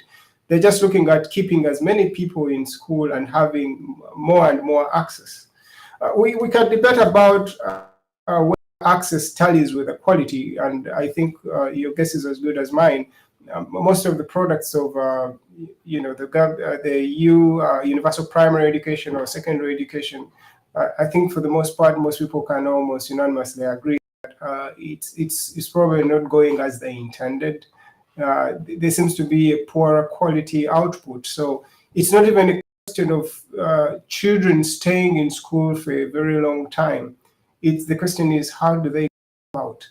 Are they really equipped to change the world? I just gave you an example of just a few global issues we're dealing with. Just this week, we had a billionaire Elon Musk appeal to the World Food Program and the UN that if can convince him that 6 billion can resolve food shortage in the world, is happy to sell his stock in his company, which is Tesla, and then just give them the money and then they resolve hunger. So, and of course, everyone is talking about it and they're like, do they really have a plan? Again, and we assume that organs like the UN, of course, know it all because they have the best experts in the world about global issues. But we shall see how that unfolds. If there is a plan, I think I would want to see how that manifests. Now, as much as Elon Musk's charitable gesture is very admirable out there, for corporate social responsibility and all this philanthropism, which most billionaires are doing, this is not necessarily how the world should be running. If we have an issue like maybe food shortage or hunger, to say in a country like Uganda, it is pertinent on us to resolve it. If we are to use one of the chips or tools we have, which is our human capital and the education that we have, how is our education geared towards solving an issue like that, food shortage or hunger per se in Uganda? Because we can almost all agree that people are striving so hard to feed themselves. I just saw, I think one of the headlines I missed this week was that the prices of almost everything had gone up. Sugar, rice, posho, even the cheapest food crops are now very expensive. So how is education around that? How is it affected? How can it be a solution, and how is it affected? This is exactly the point I was making before, that education is affected areas. If the prices go high, the parents now are going to have to debate on whether they take the children to school or they're going to have to concentrate on feeding them because it's as well expensive. So and there you have it. So you're going to have some parents withdraw their children from school and now trying to look for money. Like you saw last weekend, we had mining, the gold mining industry up in northern Uganda, how that had flourished during the lockdown. It's because the children at home, the parents are not working, everyone needs to pull their weight such that they can feed. And then the children are spending their times, their days in the mines looking for money. And again, we saw how that ripples out to the economy in that we're actually reaping big from gold. So right there, if the economic benefit is bigger, even to the family and to the nation, because gold is fetching in a lot of money, like we saw with the 1.8 billion coming in from the Middle East, just the Middle East, people are going to gravitate to that area. This is going to get into direct competition with the education. So the child is he's like, I'm in school to get money. I can get money right now. Why should I finish school? And this has been a kind of a constant challenge within education itself at every level. If you're in school in the 70s, there were other economic competitors to your attention in school. There were other things you could do that were profitable in that regard. Maybe do do something on the trading or whatever, or be a truck driver at that time. Whatever you could get into. And in some cases, if you go back even way back to the 70s or the 60s, you didn't even need that much education. You needed just basic elementary education, and then you could get into any sector you wanted. Some people, that doesn't mean everyone ended up, studying less. We still have professors from the 70s, from the 80s, and even from the 60s, people who pursued education because they knew how important it be. And those are the people who have brought us to the state where we are. So now it is, how are we going to deal with that challenge? Because as much as we might think it is isolated from education, but it is part of education. So education has as a sector is facing probably the worst the worst challenge, or you can never imagine ever since, and that's why everyone doesn't seem to have answers, and they are looking at radios and all these other programs, and right now it is very expensive. You look at, I think there were some people circulating a few bank slips of certain top schools, and people are paying as much as $1 million, 2.5. That is a lot of money. Now, for the parents who are not working, and again looking at what the child is going to become after education, how many jobs are out there are going to pay even as much as you paid in high school for your for your education, or even your university education. If people make that correlation and they see it is not making any sense, they're going to drop out.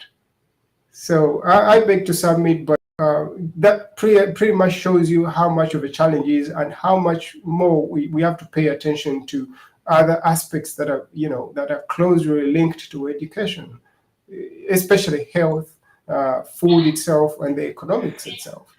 How are those going to support people staying in school? And of course, you need more sensitization. Programs like this can be very good, and of course, if more civic education is carried out to show people that they really need to go to school, because the countries or the nations that have made it have actually used education. China didn't get to be the biggest industrial hub in the world because its people were not educated. Chinese are very educated. They dominate some of the in this country. The country is investing in those children to go to different places. I think they have also come to Uganda or some parts of Africa to learn, such that when they start to negotiate businesses, they know your terrain. But are we doing that for our children? How many do we send out? And even when we do when they come back, do they work in the sectors, or do they deliver according to where we sent them, or the sections we sent them to study? I beg to submit there.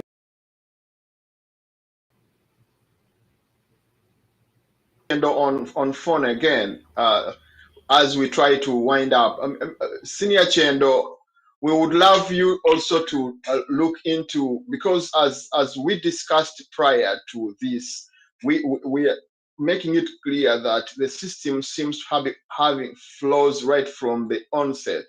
Now, in the due process, we've looked at the areas of that need to be covered up. Now, we have also another problem of COVID. COVID has brought a lot of issues here and there. We want also to look at how can we, what are those problems that have been brought in by COVID? Okay, thank you once again.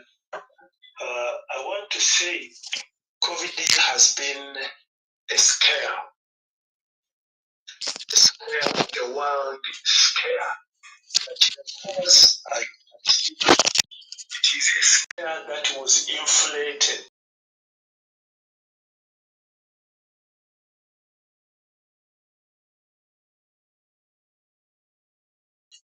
I really think this COVID thing has not been very realistic in as far as education is concerned.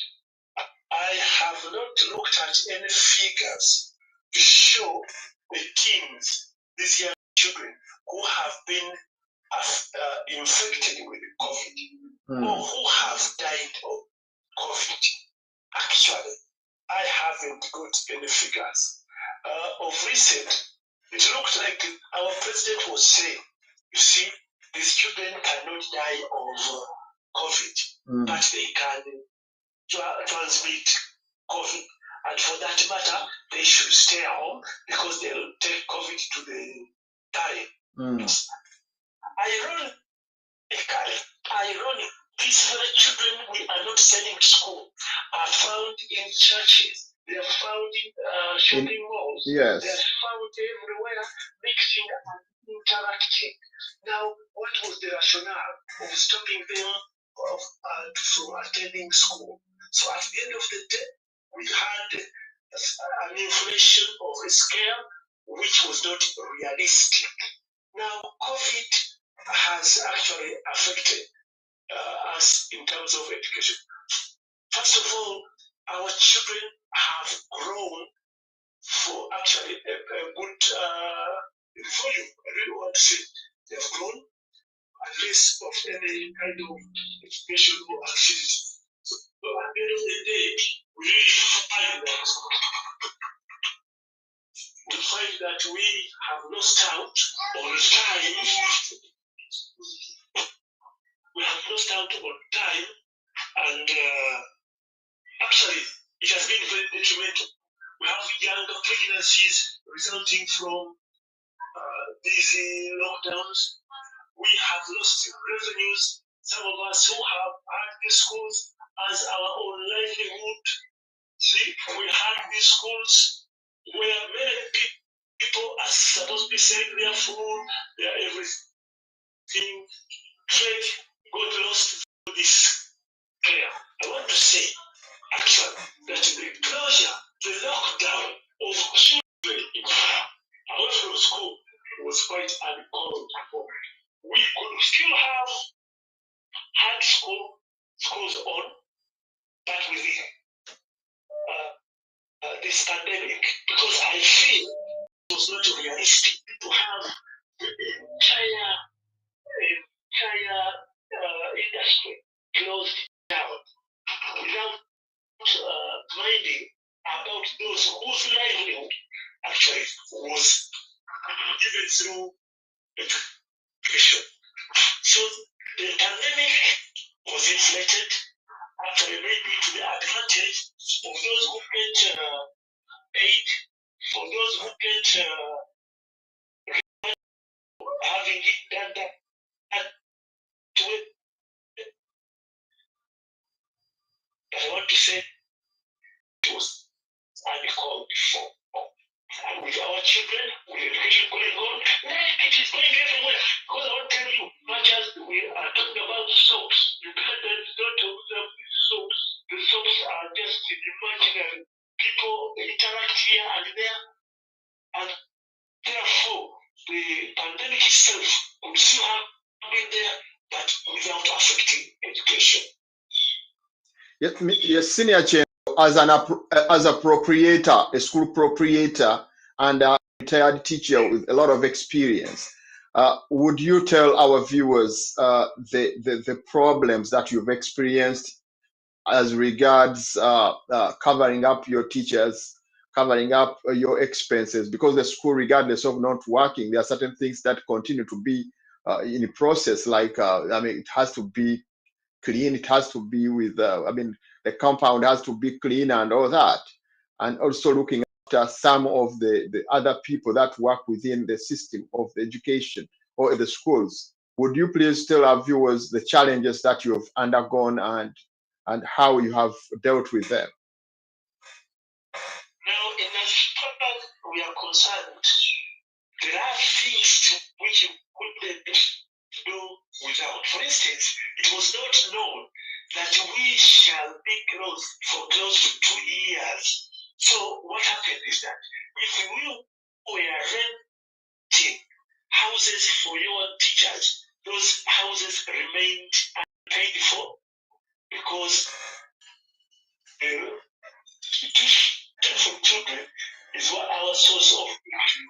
At the end of the day, we have continued to stay with the bills accumulating bills up to very high levels. Secondly, we have, I think, also lost personnel because some of these teachers who could not stay around, not knowing when they will be going back. At the end of the day, we shall have a problem because when schools start to go back and recruit others whom we have remained with, we have not paid them. Indeed, we are duty bound to pay them because they made along with us, hoping they will be standard maybe after 1 month, maybe after 2 months, but they have. We have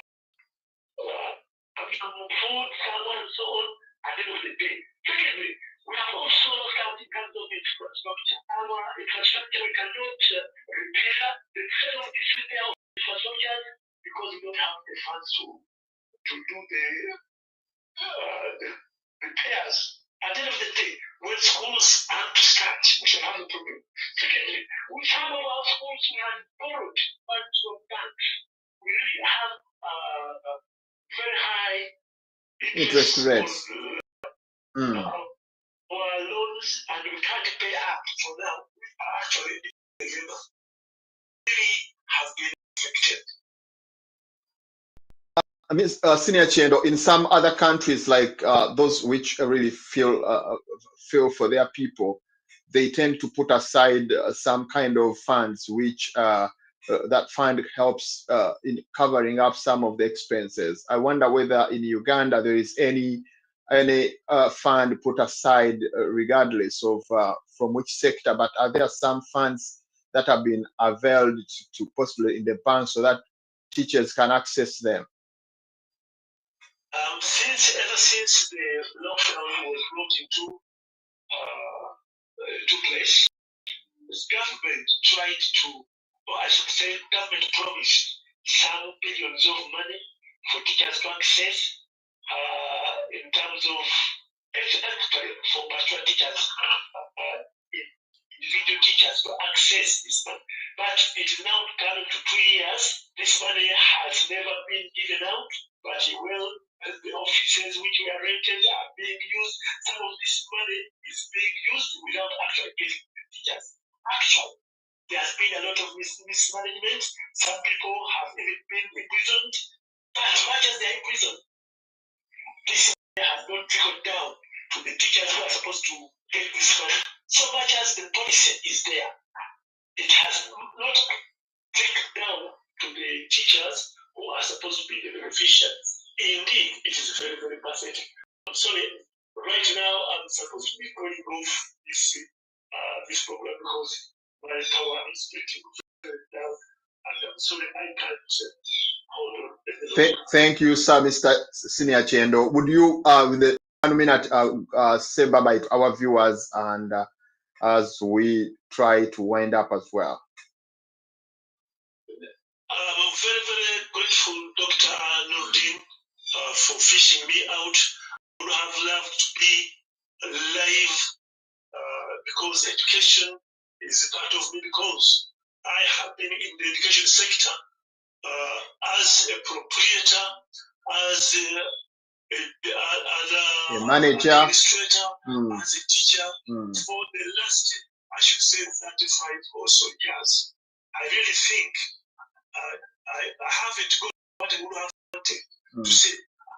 You see, I already pray that maybe some other time we could interface and have a better discussion. I'm sorry for some flaws here and there, but I know also we don't know technology and also the problem of our outages.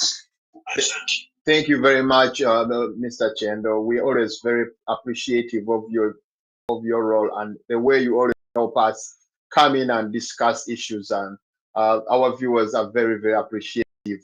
Florence,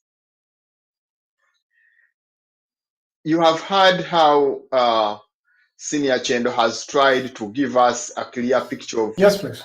You've heard how Senior Chendo has been trying to look at the challenges of COVID, and he's very, very categorical that COVID brought a lot of problem. But again, it wouldn't be COVID; it was possibly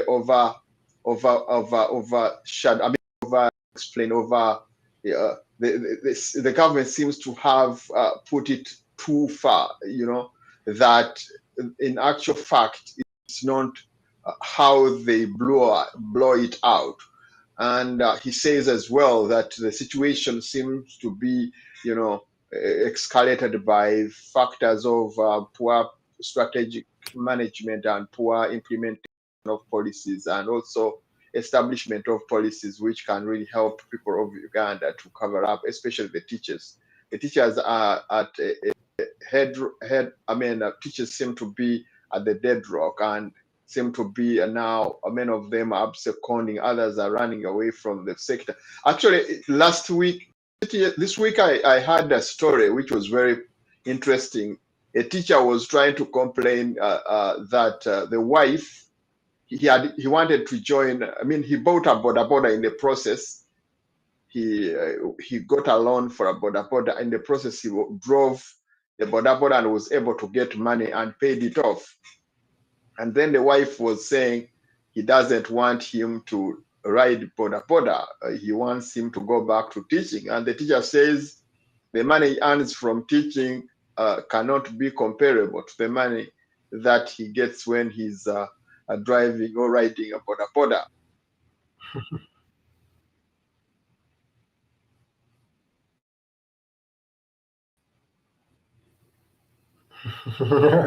well, thank you so much, Doctor, for that kind of practical example as to why education is again in a state where it is right now, which is not desirable that much for even the practitioners or the trainers per se.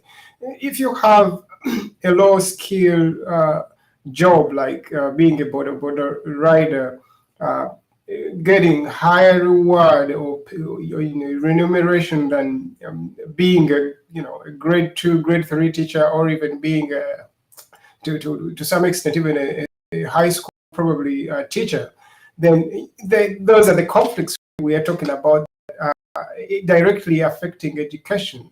I think that teacher is kind of right to pay attention to the economics, that he needs the money in, because the money then is going to take care of their livelihood, which is of course feeding, and they need a house over their heads, and yes, maybe they need a car and all these other things that everyone has. And yes, some people take that for granted, that they have a house or they have a car, and then other people don't have to. But everyone is like everyone else. I keep saying that your ambitions are my ambitions in a way. So even then, and this should probably even go to those in power, that their ambitions are everyone's ambitions. So while they are planning to keep power this long, or occupy all these offices, everyone is probably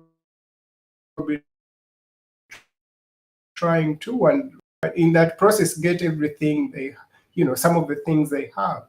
If you have a farm, even me, I need a farm.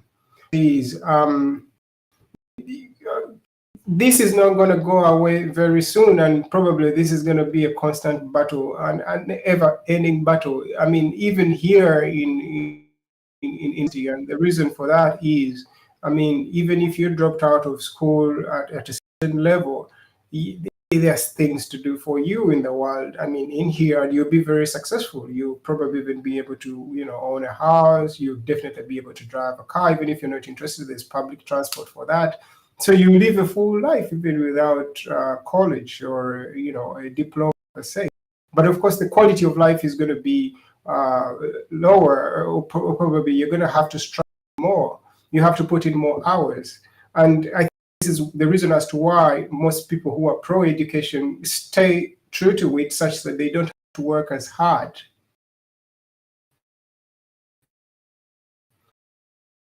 And even then, even if they didn't have to work as hard, and maybe you're a lecturer or a university professor, or a teacher at any level, and you are always other economic factors or the other jobs you could do that probably could give you even more. For instance, let's just look at, yes, in that case it's a boda rider.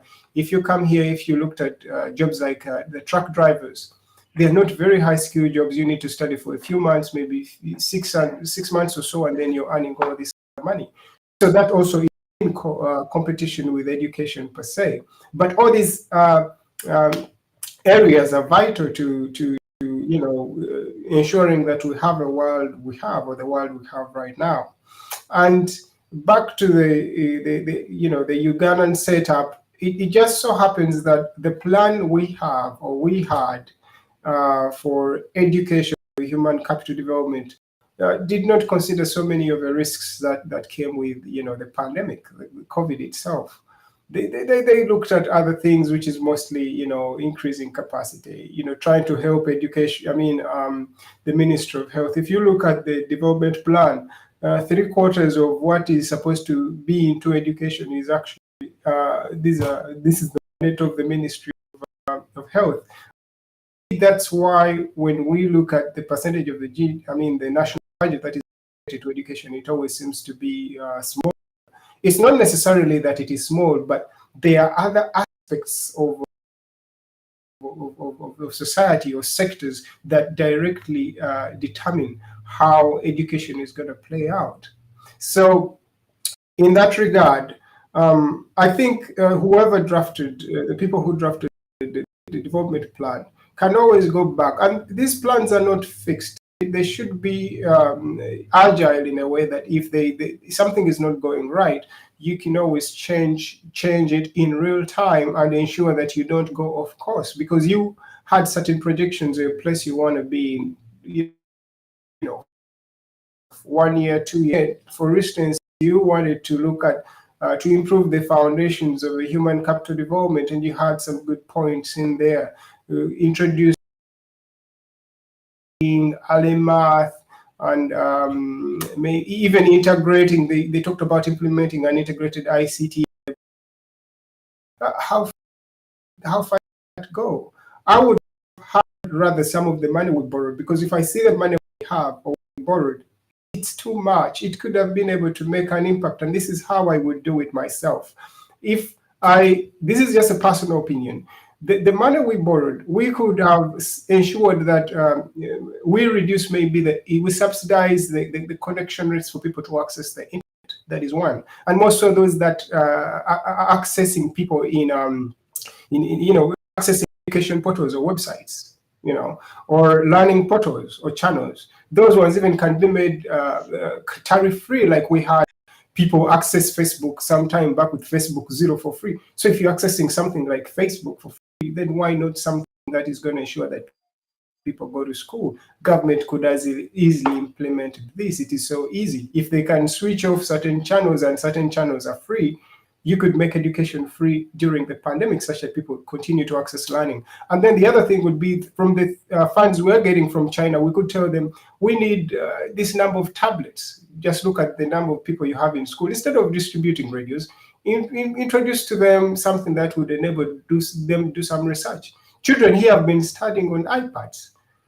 I mean, if they just focused on just maybe just getting in tablets and just ensuring that the internet connection is cheap, or it's even scrapped and they're accessing it for free in school, that is just those two would ensure that kids kind of continue to study. Then, of course, now it will get to the challenges of how you're going to ensure that the teachers keep teaching a certain way. Of course, it's harder now to discipline kids in class, command or rather get their attention, or whether they're going to really be reading or just not lying in their beds, or some of them going to the wells to fetch water while they're on the tablets. And of course the issue of electricity, because we all know electricity is not all over the country. So in that,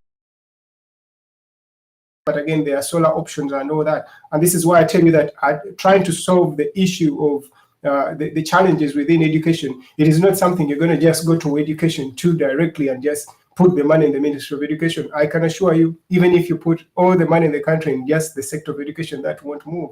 But if health is okay, like we've just seen, if you get the foreign direct investment, like you have it targeted very well, bring in the technology that people can use, do some research on the side. Yes, if people need to charge these gadgets that they need to use to study, ensure that maybe there's a solar program out there rolling, and then people don't need to pay up for some of these things up front. If they are not accessing the national grid directly, they could have as well just just ensure that people pay up for some of these things over a period of time, as a plan. But all this isn't done, and then we're here now saying education is a mess, and then some people are not even admitting that they failed. They're like, no, we kept everyone safe. Well, it's no longer now about just keeping people alive today. How alive are they? Because being okay right now, when there's no plan, there's no any personal development going on, you're postponing you're postponing problems. And I think that is one of the things they highlighted initially in the preamble for the plan, that if they miss education, they just mortgage the future. So right now we are mortgaging the future, and that is exactly what is happening. Come in, Lawrence. If the rest of the world is it's learning. Yes, please. Yeah, when you look at the goals, the goals seem to be very good, and actually, if the implementation was proper, it would be the best. I think we would have the best system, a better education kind of goals obtained in Uganda. But the problem seems to be, again, as Mr. Chendo said, it seems to be managerial. It seems to be the governance. It seems to be the implementers. The implementer, the government doesn't have the will. So would you also dig deep there? Yeah, Go ahead. yes, that is entirely true. You know, from point go, we just took you back to when the single line talking about education.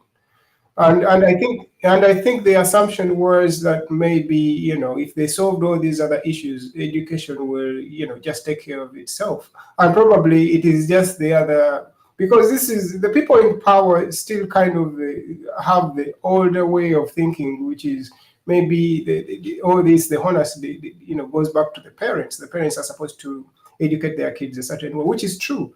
The parents have a part to play, but you don't expect them to continue, you know, raising these kids, feeding them and educating them in their own homes, yet they need to also go out and look for money. The parent is not going to be present. And indeed, this is why schools come in such that they can complement.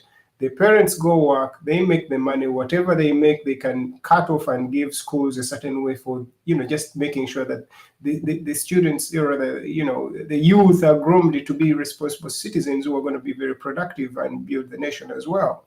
But it seems like there is just a face-off right there that this is not happening.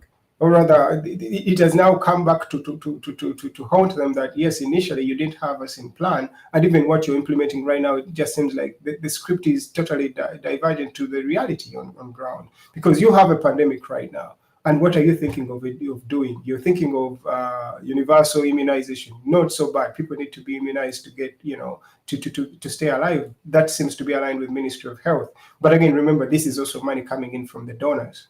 So it's not bad. It's supposed to keep people okay. Yes, we need people who are alive, but I don't know whether there are any statistics to show how the correlation of immunization to you know, productivity in school or even people finishing school. Is it that there were more people who were sick then who needed from, you know, immunizable diseases that were dropping out? Is the cause of the dropouts due to disease? Yes. Where we are, the implementation, I think, has kind of failed. The plan is a fixed plan which they have, which they're moving we with, seem to have and it is targeted by the it is not network really problem. working for the citizens. If someone could just get in and just crank that up, that would go a long way in helping that the citizens or people, you're going to get a good education. Yes, thank you very much, Lawrence. I think there is one thing I wanted you to enlighten on as we try to finish up the issue of the how does the education sector need to be improved. When you look at issues to do, like I mentioned, the countries are targeting markets for their products in terms of education, like countries like India, countries like China. They know which buttons they need to press for them to get good academician or people or technocrats that they can sell over to other countries. It seems like Uganda doesn't have that kind of strategy, and yet it would be one of the money-fetching ventures that we can have in Uganda.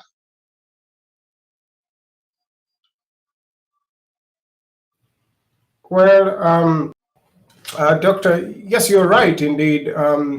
We are just not targeting some of these, you know, we're just not pivoting well in terms of harnessing power from outside. In terms of, if you look at probably just looking at this, how much the State House just spends on, you know, scholarships, it's a lot. But when we come back, what are those scholarships exactly bringing back?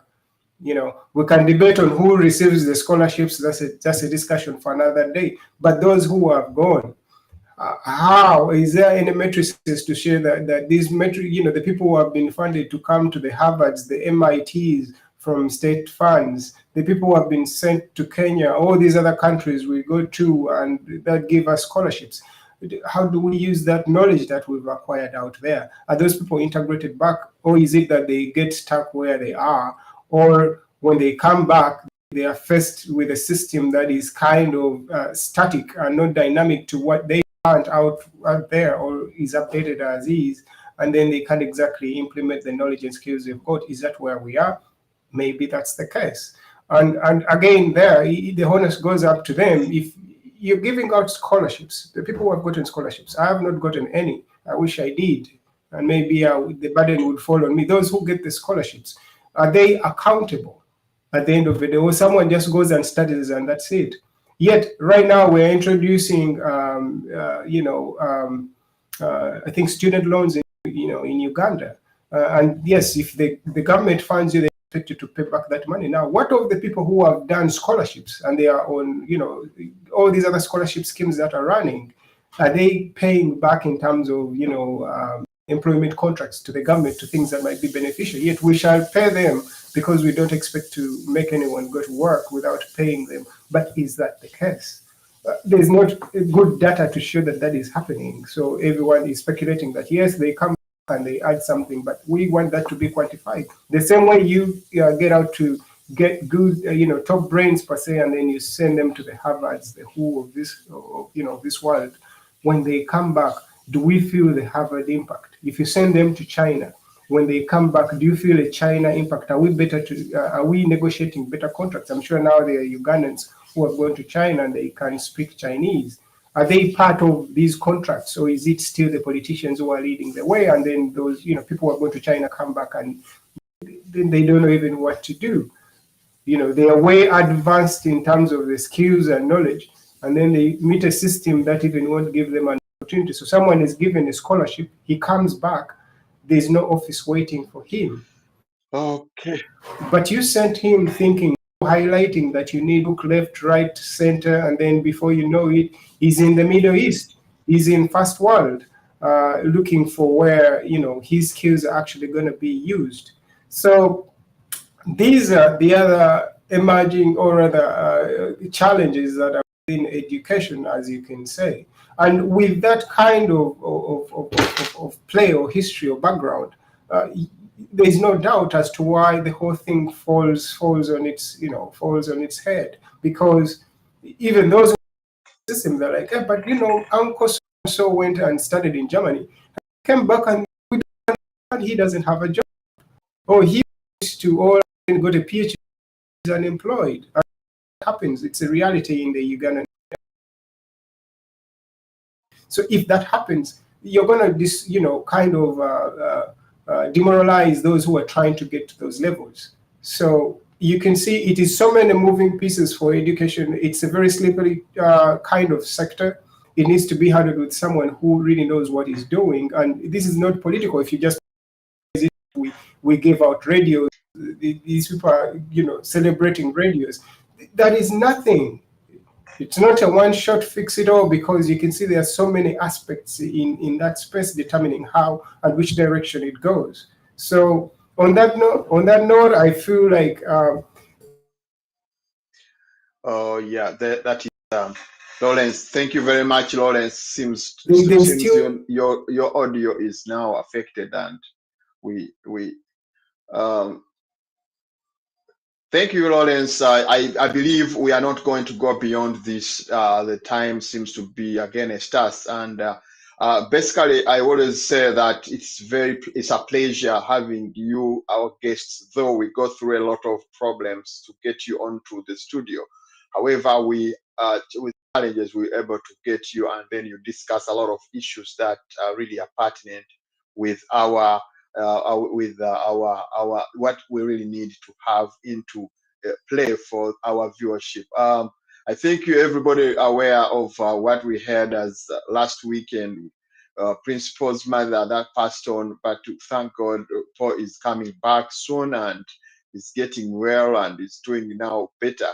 So I hope you'll enjoy his shows as he comes back next week. So in that regard, we are very, very happy that he'll be coming back over. Thank you very much, our viewers. Let's hope that we meet again on Sunday we hope that the discussion that we have had will continue as we try to, bring into play most of the things that we need. Lawrence, can you say goodbye to our viewers? I hope we cannot get him again. Thank you very much, our viewers. We hope to get you next week as we try to bring you the best. Don't forget that there is a next show coming over. Thank you very much. God bless you, and God bless Uganda.